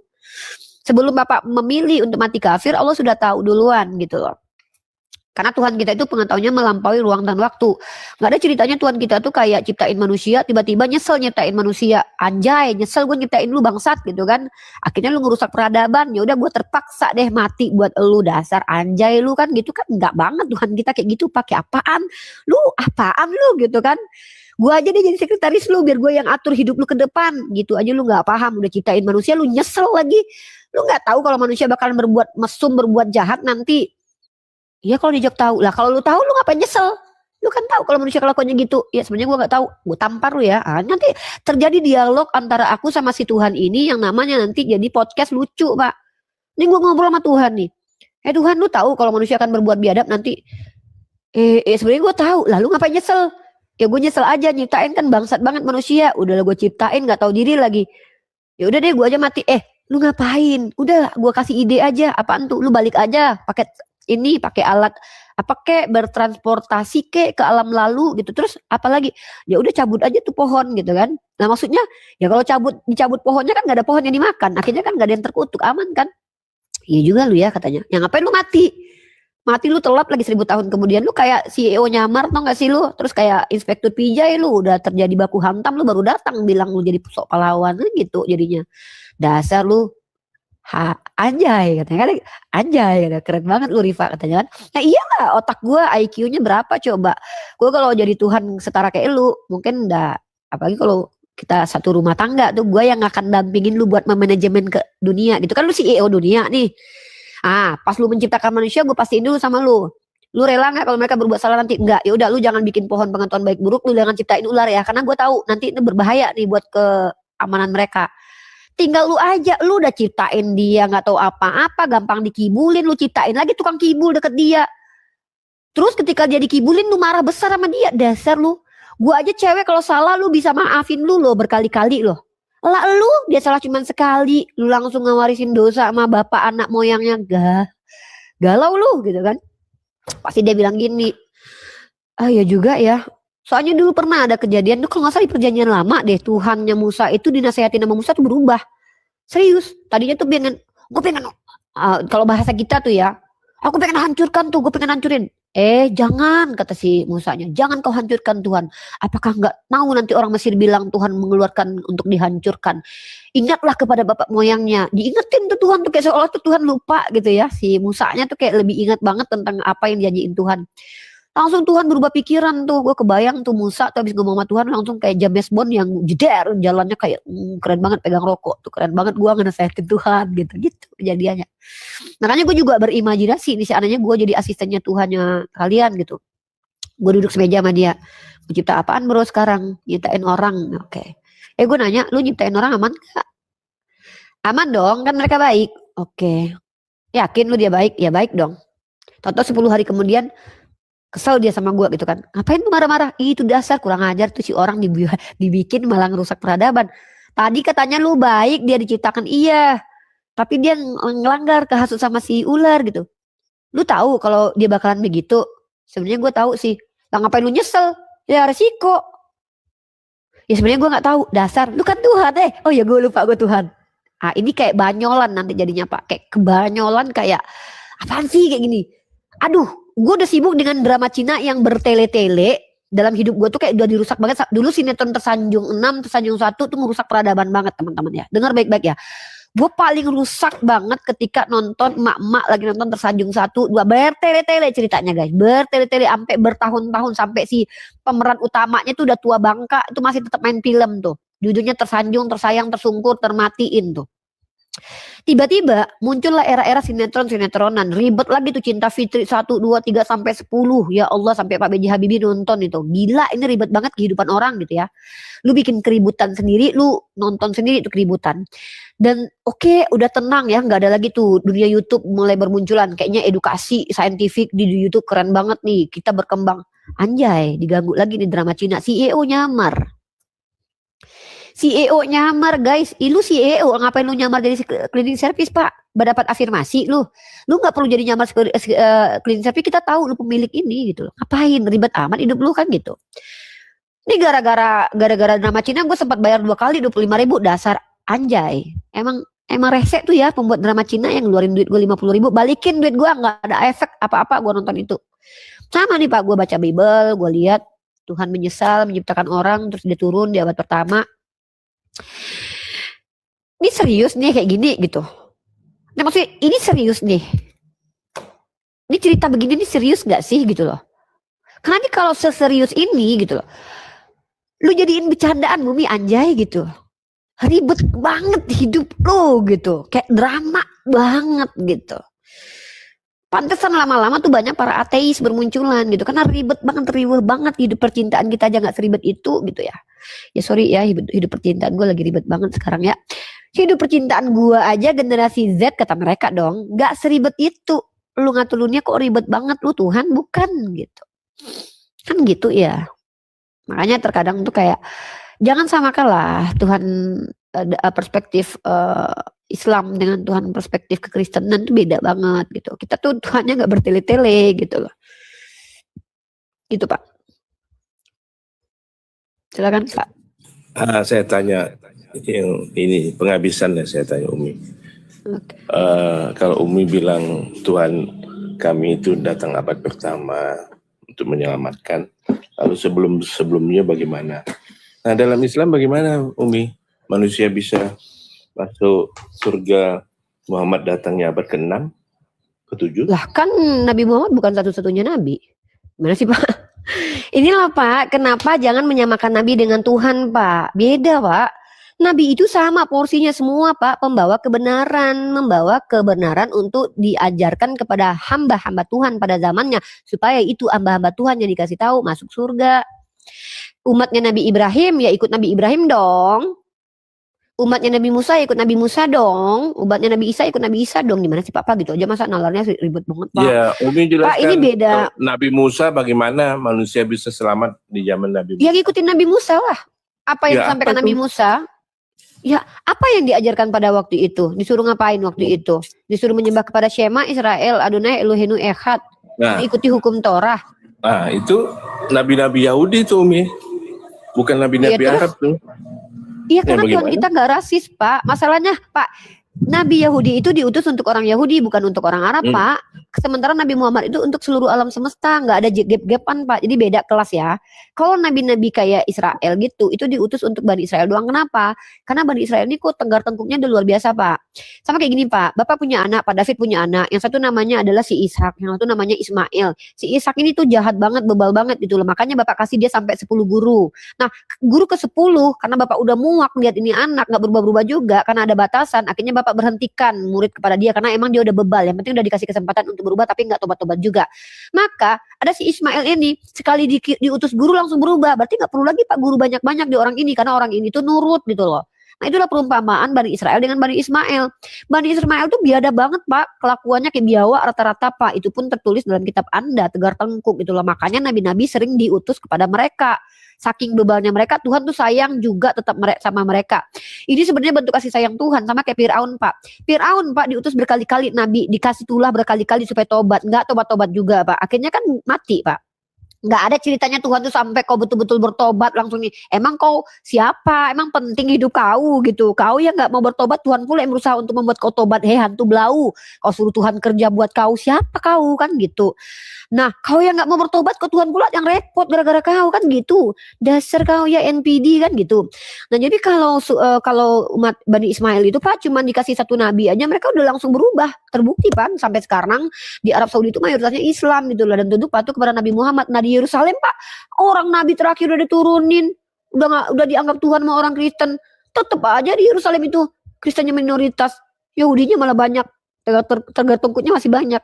Artinya itu memang sudah terbukti mereka itu tidak ada mau untuk berubah menjadi lebih baik gitu loh. Lalu pikir Tuhan itu unlimited gitu ke penuh apa tidak memberikan batasan, ya beri batasan lah, bumi aja dibatasin kok.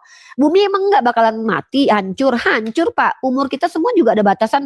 Umur lu itu bukti kalau Allah tuh memberikan kesempatan dengan keterbatasan ada untuk kalian karena kita ini makhluk terbatas. Dan tiba-tiba lu sepanjang hidup lu nggak mau tobat terus Tuhan yang salah. Dasar kau, kata orang Maluku Utara tuh, pemain ngana katanya gitu. Marah orang Maluku Utara nanti Pak. Soalnya kau pula yang kayak Tuhan yang nyodorin, tobatlah nak, tobatlah sayang, masuk surga yuk nak, yuk. Kau siapa? Kau yang nggak mau masuk surga, kau pilih neraka terus Tuhan pula yang berusaha untuk memaksimalkan kau supaya kau masuk surga. Kata orang Maluku Utara nanti, pemain ngana katanya, gitu. Nggak gitu Pak konsep berpikir tentang Tuhan tuh kayak seolah Tuhan tuh kayak dianggap kayak babunya orang gitu loh. Jadi masa-masa Nabi ya cara masuk surganya sesuai nabi yang datang ya. Begitu ya? Sesuai dengan wahyu yang diberikan, Pak. Iya. Dan rata-rata dari wahyu kepada Abraham, Musa, Isa, dan Nabi Muhammad itu satu benang merah. Apa itu? Tuhannya satu, nggak ada tuh tiga-tiganya, Pak. Dalam kedua, Islam tunduk berapa patuh banyak kepada. nabi? Berapa Dalam banyak Islam nabi? itu ada 1.400 nabi dan lebih dari 1.000-an rasul gitu. Tetapi yang wajib kami ketahui karena itu yang dimention dalam Quran itu hanya 25 orang saja. 25. Umi tahu tuh 25 tuh tiap-tiap nabi bagaimana jalan masuk surga itu tahu. Tahu lah Pak, dengan mempercayai bahwa Allah Tuhan satu-satunya, karena para nabi itu ngajarin tauhid Pak. Pokoknya intinya percaya kepada Allah sebagai Tuhan satu-satunya, itu jalannya Pak. Karena Yesus kan Zaman sama Musa Musa bilang kan tidak begitu. ada Allah, Mbak Umi. Loh, Zaman Musa emang Allah Tuhan nggak kita ada. inilah mentang-mentang Tuhan kalian baru muncul di abad pertama, kalian sama-samain dengan Tuhan kami Pak. Tuhan kami itu Pak bukan Tuhan yang baru nongol kemudian baru diakui sebagai Tuhan, enggak Pak. Sebelum kata Allah ada sebagai nama Tuhan, Tuhan itu sudah ada Pak. Ya kan Iya, Tuhan kita namanya baru siapa? nongol. Sorry. Ya namanya Allah dong. Gimana sih? Nggak Bisa ganti ada nama? memang. Allah Ya itu nggak kan ada. baru. Pak ini lucu nih orang Kristen nih ya. Mereka nanya terus kita yang jawab. Pak dengar baik-baik Pak. Bukti keberadaan Allah itu eksis sebagai Tuhan. Buktinya nama ayahnya Nabi Muhammad itu Abdullah. Astagfirullahaladzim. Ini lucu ya teman-teman ya. Dengar baik-baik ya Bapak ya. Pak Bapak kalau bilang nggak ada wajar karena Bapak Kristen. Gimana Bapak mau punya literasi bernama Allah? Kita Bapak bahasa Yunani Pak. Ya ampun. Ya iya kali bahasa Yunani ada kata Allahnya. Orang nama Tuhan yang bener aja nggak ada dalam kitab perjanjian baru. Gimana sih? Emang ada gitu nama Tuhan dalam kitab perjanjian baru? Nggak ada Pak. Yesus itu nggak pernah nyebutkan nama Tuhan yang benar dalam perjanjian baru. Dia panggilnya pader doang. Bapak-bapak kalau itu Tuhannya. Jadi nggak ada ceritanya di perjanjian baru Tuhan itu Yesus itu memperkenalkan nama Tuhan. Tapi dia memperkenalkan entitas dengan sifatnya Tuhan. Itu seperti apa? 1 Timotius pasal 6 nomor 16. Nggak kelihatan dia yang mengutus aku, Yohanes, tidak belum suaranya belum kalian dengar, bentuknya pun kalian nggak bisa lihat. Esensi Tuhannya itu sudah diperkenalkan Pak sama yang namanya si Yesus ini. Yang pertama esensi Tuhan itu tidak terhampiri. Jadi kalau ada orang bilang Tuhan Bapak kayak gini-gini tuh bohong banget, tipu-tipu tuh. Karena yang namanya Tuhan tidak terhampiri. Dan ditegaskan di dalam ayat itu tidak ada yang dapat melihat Tuhan, dapat hidup, Keluaran 33 tuh. Jadi bohong banget kalau ada yang bilang ada yang lihat Tuhan, dasar kau tepu itu. Karena Tuhan sendiri mengatakan tidak ada yang dapat melihat wajah Tuhan, dapat mampu hidup gitu. Tiba-tiba giliran orang ketemu Yesus, Yesusnya yang mati. Kan lucu, enggak banget gitu loh. Di dalam kitab Keluaran, Tuhan kalau dilihat orang, orangnya mati. Di dalam kitab perjanjian baru, Tuhan dilihat orang, Tuhannya mati. Ini kayak gimana? Bertele-tele kayak lebih baik nonton drama Cina gue seumur hidup serius, walaupun gue sakit hati gitu ya. Maksudnya tuh kayak apa gitu loh, kok main-main, kayak seolah-olah tuh kayak diseriusin yang main-main ini gitu loh. Mendingin yang seriusin yang serius lah gitu loh. Kayak gini kok diseriusin gitu loh. Tuhan yang tadinya nggak bisa dilihat tiba-tiba mati, dimatiin orang kalau dilihat. Tabut dia aja dipegang bisa mati orang. Coba bayangin, bukan dia loh, tabutnya doang tuh. Ini tabut doang loh. Tiba-tiba giliran barang badannya dipegang orang yang mati, dia yang mati, bukan orang. Ini main-main sih. Udahlah kita tuh bicara Tuhan, jadi nggak usah main-main lagi lah. Kalau mau main-main mending nonton drama Cina serius. Lebih ada impact nonton drama Cina, kayak kita tuh terima banget orang yang jahat jadi dihukum tuh keren banget tuh, daripada orang baik masuk surga tuh kayak kurang ajar banget. Gue nggak terima gitu, kayak sakit hati banget. Lu udah jahatin orang, lu udah memperkodok orang, lu nyiksa istri, lu nyiksa anak lu, tiba-tiba lu cuman bilang aku percaya padamu kau masuk surga. Coba bikin sinetron kayak gitu, kalau nggak banyak yang report. Ada cerita gitu ya, bikin drama gitu ya. Yakin lu drama lu jangankan ditonton orang, lu bakalan dilemparin sama tai kotok. Serius, ini kalau produser ya. Karena kalian tahu psikologinya manusia tuh adalah senang dengan hukuman bagi orang-orang jahat. Lu bikin aja sebuah story gitu ya. Ada seorang penjahat perempuan tuh. Suaminya udah dipijak-pijak, dihina, dinista. Tiba-tiba dia cuma bilang, aku berubah. Tiba-tiba langsung mendapatkan kebaikan, kemewahan. Lu kalau gak ngeludahin tuh produser, lu ludahin pasti tuh. Bayangin. Ini juga kalau Tuhan begini dibikin rekonstruksi kemanusiaan. Dibikin apaan lu? Itu orang udah ngebun-bun ribuan orang tahu, tinggal cuman bilang aku percaya padamu, terus lu kasih dia surga gitu aja. Gua ini apaan gitu? Lu apaan gitu lu? Serius nggak sih lu gitu? Nggak ada ceritanya Pak. Kita ini secara jiwa kita ini Pak. Makanya banyak orang jadi ateis nih, kalau ada teman-teman ateis di bawah nih. Mereka itu berpikir tuh Tuhan itu nggak fair banget. Sedangkan mereka ateis aja. Tuhan menghukum orang jahat aja, mereka tuh kayak, apaan lu? Ngapain lu? Lu ngapain gitu. Ini apalagi kalau ada Tuhan, lu jahat ya. Lu berapa tahun jahat? 1000 tahun. Ya udah aman, yang penting lu percaya gua, lu masuk surga. Anjay, enak banget nasib lu gitu. Ini gue mikir nih, lu ngapain coy? Pasti gue gini-giniin tuh Tuhan. Lu ngapain gitu? Tuh orang jahat banget 1000 tahun. Terus cuman dia percaya sama lu bilang, iya gue ampunin gitu. Lu masukin dia ke surga lu gitu. Gue mending nonton drama Cina. Di drama Cina masih ada hukum karma di situ, masih ada satisfying gue kalau nonton gitu. Gue kalau nonton drama Cina, gue satisfying banget. Kenapa? Puas. Kenapa? Para penjahat tuh langsung dihukum. Jangan kau dekati aku lagi sayang. Kenapa? Sudah 10 kali ku kasih kau kesempatan. Kasih sekali lagi. Kau telah menembak aku. Kau telah menampar aku. Kau menyakiti aku. Kau pikir masih ada kesempatan bagimu? Oh, no. Tuh drama Cina Pak. Makanya satisfying banget kita nonton. Anjay, keren. Akhirnya lu kena hukum kan. Mampus lu. Gara-gara lu sih 10 kali lu kasih kesempatan. Ada kita kayak tidurnya nyenyak kita nonton film itu. Ini ada kisah di real kita. Orang udah berbuat kurang ajar selama 10 tahun, 30 tahun, terus tiba-tiba dia pengen masuk surga tanpa perlu bertanggung jawab, cuma bilang, gua percaya. Pak, itu bikin berontak jiwa-jiwa satisfying kita gitu loh. Berontak Pak, emosi Pak. Saya tuh rasanya tuh pengen ngancurin satu negara Pak. Saya kalau ketemu sama kejadian begini Pak, saya tuh berubah jadi Hulk rasanya. Wah, gua hancurin ini negara, dasar rusak ini. Sakit hati Pak. Kita sebagai orang-orang nggak pernah berbuat sejahat elu, tuh kita tuh sakit hati banget tau nggak sih lu? Gua nggak pernah jualan alat vital gua. Lu jualan dari usia lu udah 12 tahun sampai lu siang sekarang 40, lu jualan itu mulu, menikmati uang dari situ lu. Bikin orang lain sakit kulit, lu bikin rumah tangga orang berantem lu. Tiba-tiba lu cuma bilang, gua percaya. Lu masuk surga. Lu lebih dulu daripada gua masuk surga. Gua giles Tuhan lu gitu. Saking sakit hatinya kita gitu. Gua sama ini ngerawat alat vital gua jaga-jaga nih, mulut gua jaga. Gue kunci rumah biar gua nggak ngerusakin orang. Tiba-tiba lu cuman modal bilang gua percaya terus masuk surga dan gua kagak. Sini Tuhan lu. Bawa sini Tuhan lu. Sini gua mau ngomong sama dia. Ayo meeting. Maksud lu apa? Pasti gitu ujung-ujungnya. Mau lu apa bang? Mau lu apa? Lu pengen gua bersundal? Nih, sunggal nih sekarang nih. Gitu nanti. Kenapa?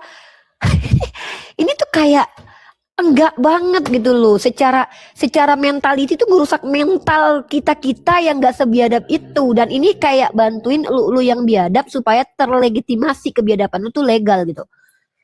Gitu. Apa itu?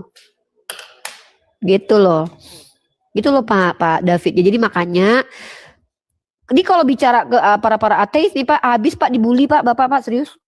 Kalau kita ceritain kepada para ateis nih dibully Pak, bukan cuman ini Tuhannya dibully.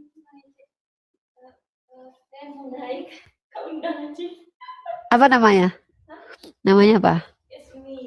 Dasar. Gitu Pak David ya. Jadi mohon maaf, aku tuh lagi nggak ngerosting. Sorry kalau dibilang ngerosting kayaknya iya, tapi aku tuh lagi nggak ngerendahin satu agama tertentu. Cuman ngajak kalian berpikir, ngajak kalian untuk jujur, ngajak kalian untuk sadar apakah ini benar, apakah ini nggak benar. Seperti itu, ya Pak. Bapak David, oke. Pak David, are you okay? Are you okay, Pak David? Are you okay? Pak David, are you okay? I'm so sorry if I do something wrong with you. I'm so sorry, sir. Are you okay, sir? Aduh, aku nggak enak banget sama Pak David. Pak, gimana Pak? Bapak aman? Aduh ya ampun. Aku merasa bersalah tau gak sih? Mungkin aku saking semangatnya ya gara-gara nonton drama Cina guys. Ini tuh berhari-hari ini aku nonton drama Cina kayak satisfying banget gitu. Penjahatnya dihukum gitu. Yang baiknya tuh dapat kebahagiaan gitu. Kayak seneng banget lu. Gue pengen dapat kayak lu, kayak abang-abang ganteng kayak gini. CEO nyamar kapan gitu. Ada gak yang tolong dong yang di bawah CEO nyamar, lamar aku dong. Ya tolonglah aku paksa nih kalian.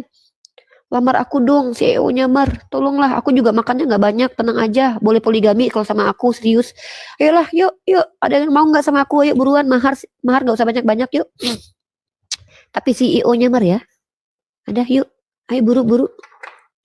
Ayo buruan. Oh nggak usah lama-lama. Umur udah 39 nih. Ntar lagi 40 ya. Kalau 41, 42 nggak bisa punya anak lagi. Ayo. Kok ganjen? Kok ganjen? Yang ganjen itu adalah orang yang sengaja menelanjangi dirinya untuk diliatin orang tuh baru ganjen, gatel kayak gitu. Kalau ini mah ngajakin orang nikah, ngajakin orang untuk beramal soleh. Pernikahan itu adalah ibadah seumur hidup. Kenapa gua salah? Kecuali gua Bang, itu baru ganjen, gatal. Ini mah ngajak nikah. Nikah itu ibadah coy. Kecuali lu kali nikah bukan ibadah tapi kebiadaban mungkin. Makanya lu pikir gak ada pernikahan di surga gitu. Karena itu sebuah kebiadaban. Ya anjay banget ya. Ada gitu orang mikir gitu perhubungan seksual suami istri itu dianggap sebuah kebiadaban gitu ya. Berarti lu lahir dari kebiadaban dong gitu kan. Ini bahaya banget gini-gini ya. Ngeri juga ya. Ada gak sih orang berpikir begini gitu. Tapi innalillahi wa inna ilaihi rajiun banget yang tadi itu ya, kayak kalau itu emang terjadi, emang itu ada tuh kayak apa gitu kok bisa begitu, kok bisa seperti itu gitu loh, apa enggak. Aduh, gue udah thank you sayang, lu lihat nih orang berdakwah tiap pagi makanan dianterin. Makasih sayang, I love you, adik aku cantik. Bilah. Itu tuh benar tuh, Allah menjanjikan apa? Allah menjanjikan kemudahan ketika kita mengejar Allah dan berdakwah. Karena bahkan makanan aja tuh datang sendiri ke kita. Jadi kayak gua nih, kayak pendawa-pendawa ala-ala gua nih ya, memang hidup kita tuh nggak kaya raya ya, tapi kita dicukupin sama Allah gitu. Orang nasi aja didatangin ke kita tanpa kita order. Nah itulah aneh kan kadang-kadang kalau kita pikir-pikir ya. Bahkan sempat kemarin dia di Ternate tuh ya sama Kak Ina bakalan disuapin aku lagi tuh, sampai masuk ke dalam mulut aku tuh, nih disuapin. Ya gitu, karena Allah menjanjikan itu. Kalau misalnya kita itu betul-betul hanya khusus untuk Allah, dedikasi waktu kita, alam semesta ini menjadi sahabat kita. Bayang gak sih ada nasi melayang-layang ke sini, terbang sendiri, jor nah Rifa, gak perlu Tuhan turun ke bumi ngantarin nasi buat gue untuk menyelamatkan gue dari kelaparan. Gak perlu, enggak banget Tuhan kayak gitu. Apaan lu gitu kan? Gue Tuhan kali enak aja. Dasar kau manja kali kok aku harus turun ngantarin. Kau pikir aku tukang go ride tukang ngantar makanan gitu, kurir gitu, ngantar-ngantar makanan gitu, enggak. Ya, enggak. Nah, bahkan didatangkan langsung alam semesta ini yang adalah Allah perintahkan kepada mereka, digerakkan hati para orang-orang soleh ini untuk ngantarin Bunda Gembala nasi pagi-pagi ini. Subhanallah, alhamdulillah. Padahal toh enggak, bukan apa-apa ya. Nih gue bukan orang kaya, tapi mohon maaf nih, sarapannya roti gandum, alpukat, ini lagi. Gimana enggak gemoy sama cantik, sehat. Masya Allah, ini bukan kesombongan ya, tapi ini menunjukkan kepada kalian, kita Tuhannya cuma satu, tapi bahagianya udah kayak gini gitu loh. Bayangin loh. Ngapain punya Tuhan harus 3 kalau seandainya kehidupannya tuh biasa aja. Mending kayak kita nih, Tuhannya cuma satu-satunya tapi kebahagiaannya tuh maksimal gitu loh, ke hati-hati, ke dalam ubun-ubun gitu loh. Jadi gitu, ini pilihan sih ya, nggak apa-apa sih kalau kalian merasa punya Tuhan 3 itu lebih aman. Kalau gua mah Tuhan 1 aja udah aman, merasa udah kayak aman hidup gue gitu. Itu nggak ada wala khaufun alaihim wallahum yahzanun kata Allah. Jadi orang-orang beriman itu di dalam hatinya tidak punya rasa takut dan tidak punya rasa khawatir. Kenapa khawatir dengan hari esok? Kan kita belum tahu hari esok masih hidup apa enggak. Itu ketenangan itu. Makanya baca Quran surah Al-Quraisy, Quran surah Quraisy teman-teman. Bismillahirrahmanirrahim. Li ila fi Quraisy ila fi mirihatas sita'i was-sayf falyabudu rabb hadzal bait allazi at'amahum min-ju'i wa amanahum min khauf. Kata Allah apa? Seharusnya orang Quraisy itu yang diizinkan oleh Allah pergi keluar untuk mencari rezeki, mereka itu menyembah kepada Allah. Kenapa? Karena Allah yang memberi mereka makan dengan menggerakkan hati mereka untuk tidak takut menantang badai dalam mencari nafkah. Kebayang nggak kalau kalian diberikan rasa takut sama Allah untuk keluar rumah, kalian melongo aja takut ada tentara, takut ada polisi, takut ada penjahat. Rasa tidak takut itu diberikan Allah, itu adalah nikmat terbesar yang kadang orang lupa. Gitu loh. Bayangkan nih, aku kata Allah, Rifa tidak perlu turun keluar dari kamar kamu. Duduklah kamu di kamar itu, berdakwahlah kepada Pak David. Karena aku yang akan mengutus hambaku yang solehah mengantarkanmu makanan. Selebel. Enak. Pakai cumi lagi. Gokil nggak? Gokil. Ini pernah terjadi di Kristen nggak? Enggak. Si Edi TV aja udah capek-capek duduk. Masih juga ngeluh-ngeluh, lihat nih stand HP aku jelek. Padahal udah dikasih donasi, beli rumah, pajaknya mahal. Pokoknya kalau orang kafir tuh ya, dapat uang pun tetap mereka haus. lapar, karena nggak berkah. Si Edis Kudis TV aja tuh udah punya rumah di Amerika disewain, karena masih kurang uang buat makan. Nah kita nggak punya apa-apa tapi menikmati segalanya. Ajay, asik. Iya dong, kita lihat kurang berkah apa hidup kita coba. Diberi kesehatan, orang ada yang sakit gula, yang ini itu di usia-usia sekarang orang udah nggak sanggup lagi ngomong. Kita dikasih keberkahan. Ya, tapi bagi yang mau, Eren, apaan lu Eren? Kacamata lu bagus. Gitu. Eren bantuin Pak David kasih napas buatan lah. Kasian Pak Davidnya. Aku nggak tega. Ya udah nggak apa-apa Pak David, biar aja nggak apa-apa. Biar aja dia tidur nggak apa-apa, kasihan dia ya mungkin ada tergunjang-gunjang sedikit lah gitu. Jangan lupa sarapannya guys. Habis itu olahraga. Kalau perlu olahraga dulu lah baru makan. Jangan olahraga dulu ya, lari pagi dulu. Baru makan kemudian. Halo. Menurunin Pak David aku nggak tega atau nggak sih? Pak David minta turun sendiri aja lah. Gitu ya. Ayo ngobrol apa lagi sama Bunda, anak-anak Bunda. Prima naik aja ke atas anak Bunda ya. Prima naik ke atas aja ya. Silakan. Prima tuh permasalahan hidupnya apa? Mungkin bisa Bunda bantu untuk bedah gitu. Ada problem apa? Problem solving apa yang ada dalam dirinya? Hatinya terlalu dengkian ya. Busuk hati. Gampang obatinnya ya, Dek. Ya, kalau hatinya terlalu dengkian gampang. Naik aja ke atas, Bunda kasih cara mengobati hati yang dengki. Pertama, cara mengobati hati yang dengki adalah percayalah kepada dirimu bahwa kamu itu worth it. Ya, percayalah kalau kamu itu berharga. Mungkin kamu tidak berharga di mata orang lain, tapi kamu setidaknya berharga di depan orang tua kamu. Ya, tapi kalau orang tua lu ngerasa lu gak berharga, ya itu apes banget lu ya. Tapi gue gak ikut campur itu ya.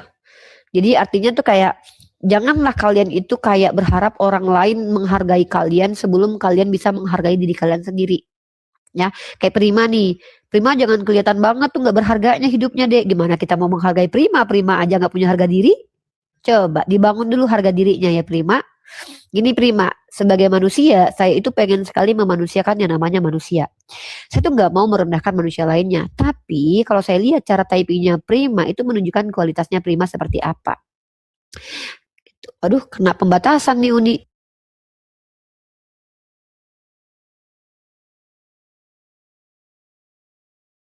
Sabar ya guys, kena pembatasan Bunda Gembala. Oh, gara-gara si Prima tuh. Gara-gara ngomongin si Prima tuh nggak boleh Bunda kayak gitu ngomongnya. Padahal Bunda tidak sedang merendahkan Prima, cuman men-trigger aja supaya Prima tuh kayak sadar gitu. Tapi Primanya sih nakal.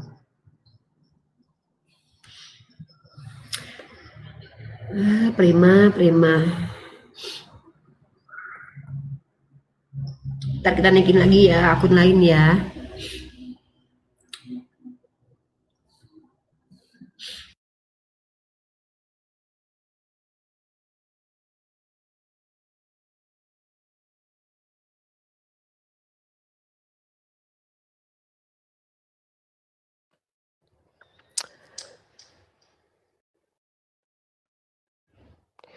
Oke, kita naikin lagi. Turun lagi. Pak David aku minta maaf ya kalau apa yang aku katakan itu membuat Pak David terguncang.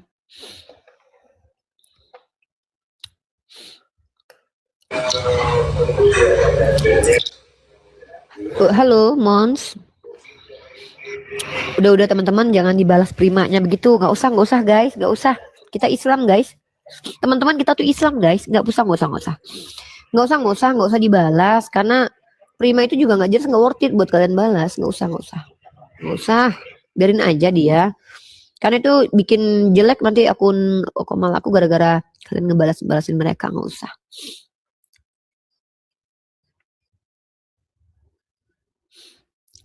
Biarkan aja. Gini guys, kalau ada yang orang berbuat jahat gitu ya dan dia dicuekin, dia akan ini lama-lama dia akan down sendiri nanti. Dan ketika dia down itu, mungkin pada saat itu dia lagi malu sama dirinya gitu. Nanti dia mana tuh bisa ikut kalian jadi typingnya jadi yang bagus-bagus gitu. Karena kalau kalian misalnya lawan balik gitu ya, kita secara personal gitu kan, itu hanya apa ya, kayak bikin clash aja gitu. Mending kita di sini apa nih? Boleh tanya tentang ayat bulan yang keempat? Boleh, naik aja Bang Relasi. Naik aja. Silakan naik aja. Nggak apa-apa, Wahyu diperhatiin aja dia. Kalau emang dia butuh perhatian, lu perhatiin aja dia. Kasihan loh. Naik aja, naik aja. Naik aja, barusan saya undang yang mau nanya tentang ayat menikahi boleh 4 itu, silakan. Quran surah An-Nisa ayat ketiga ya. Naik aja, nggak apa-apa. Kita bahas. Biar kalian nggak salah paham lagi tentang agama Islam gitu.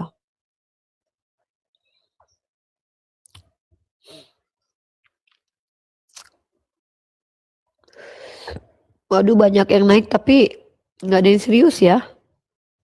Islam semua ya.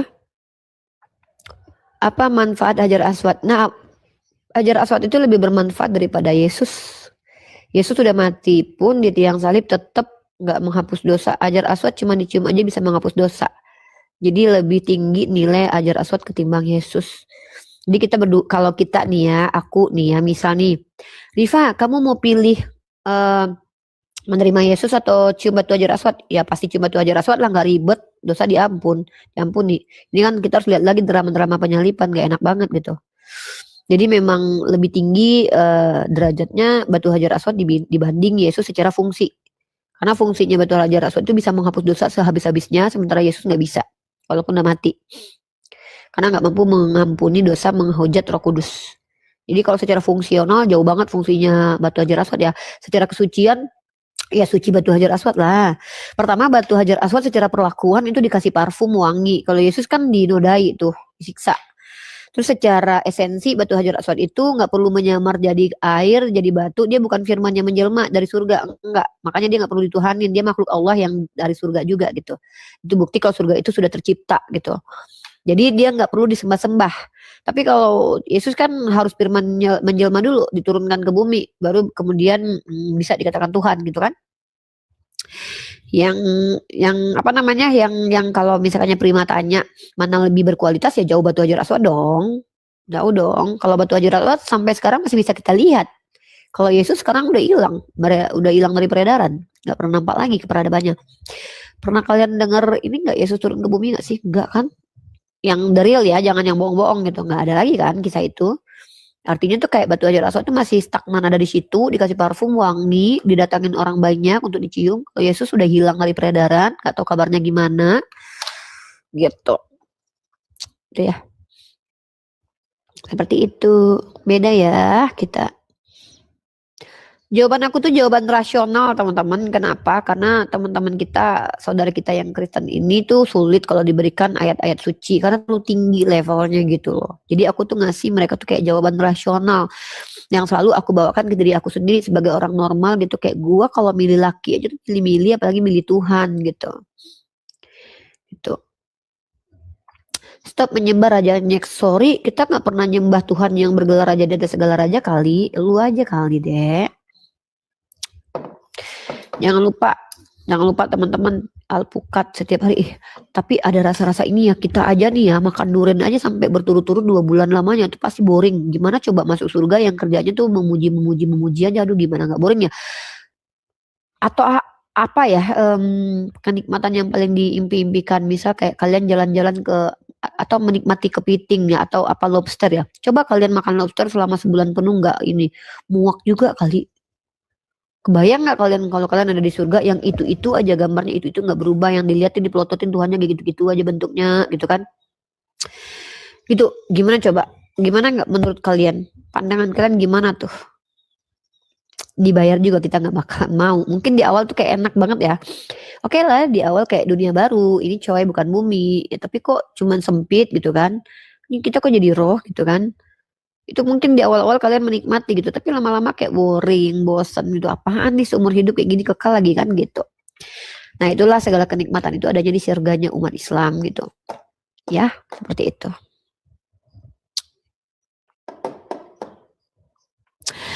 Nggak ada yang mau naik lagi guys. Kalau nggak ada yang mau naik lagi, mungkin aku mau main ke komal-komal orang kali ya. Hari ini tuh aku ada jadwal ngobrol sama podcast sama Apriyadi, salah satu penggagas ateis di Indonesia, yang pandangan-pandangannya itu cukup penting untuk disimak dan dipahami ya, supaya kita bisa apa ya, mengedukasi teman-teman kita yang menolak adanya eksistensi Tuhan gitu. Dan secara jam 19.30 waktu Indonesia Barat gitu.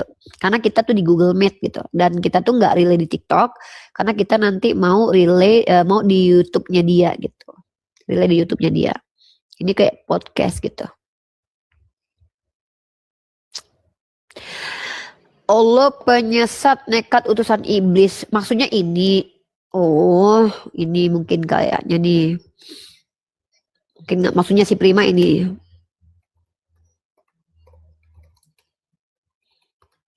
Maksudnya Tuhan yang ini. Kok mirip sama Tuhan yang di sini ya? Kayak Tuhan yang di dalam 2 Tesalonika pasal 2 nomor 11 ya, Dek?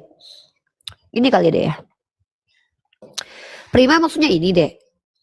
Yang penyesat itu ini maksudnya. Dan itulah sebabnya Allah dalam bahasa kalian mendatangkan kesesatan. Nyesatin Tuhannya. Oh Allah. Jadi ini Tuhannya kamu. Dan itulah sebabnya Allah mendatangkan kesesatan. Nyesatin dong. Wah, berarti Tuhan lu menyesatkan. Iya. Ngeri juga ya. Ngeri juga punya Tuhan kayak gini ya. Nyesat-nyesatin orang gitu ya. Ngapir-ngapirin orang. Apa nama YouTube-nya ya? Ntar aku, ini deh sebelum aku ke Komalnya, aku buka live streaming untuk ngasih tau ke kalian nanti ya. Oh, maksudnya mengutus iblis tuh ini maksudnya.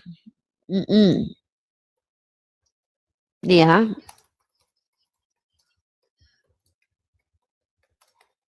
Ini maksudnya. Wah, ini si Prima ini mungkin dia maksudnya dia baca Bible itu ya. Dia baca Bible ini kali. Nih. Oh, ini kayaknya nih. Tuhan mendatangkan roh dusta dalam mulut nabinya ya. Tuhan mengutus roh dusta. Oh iya. Maksud Prima ini nih. Tuhan mengutus roh dusta di mulut para nabinya. Oh gitu. Ini dek.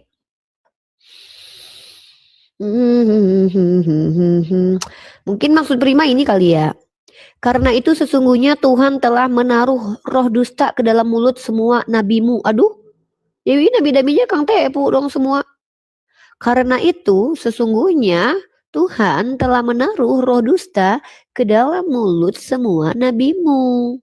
Sebab Tuhan telah menetapkan untuk menimpakan malapetaka kejam banget. Ya Allah, astagfirullahaladzim, na'udzubillah min dzalik.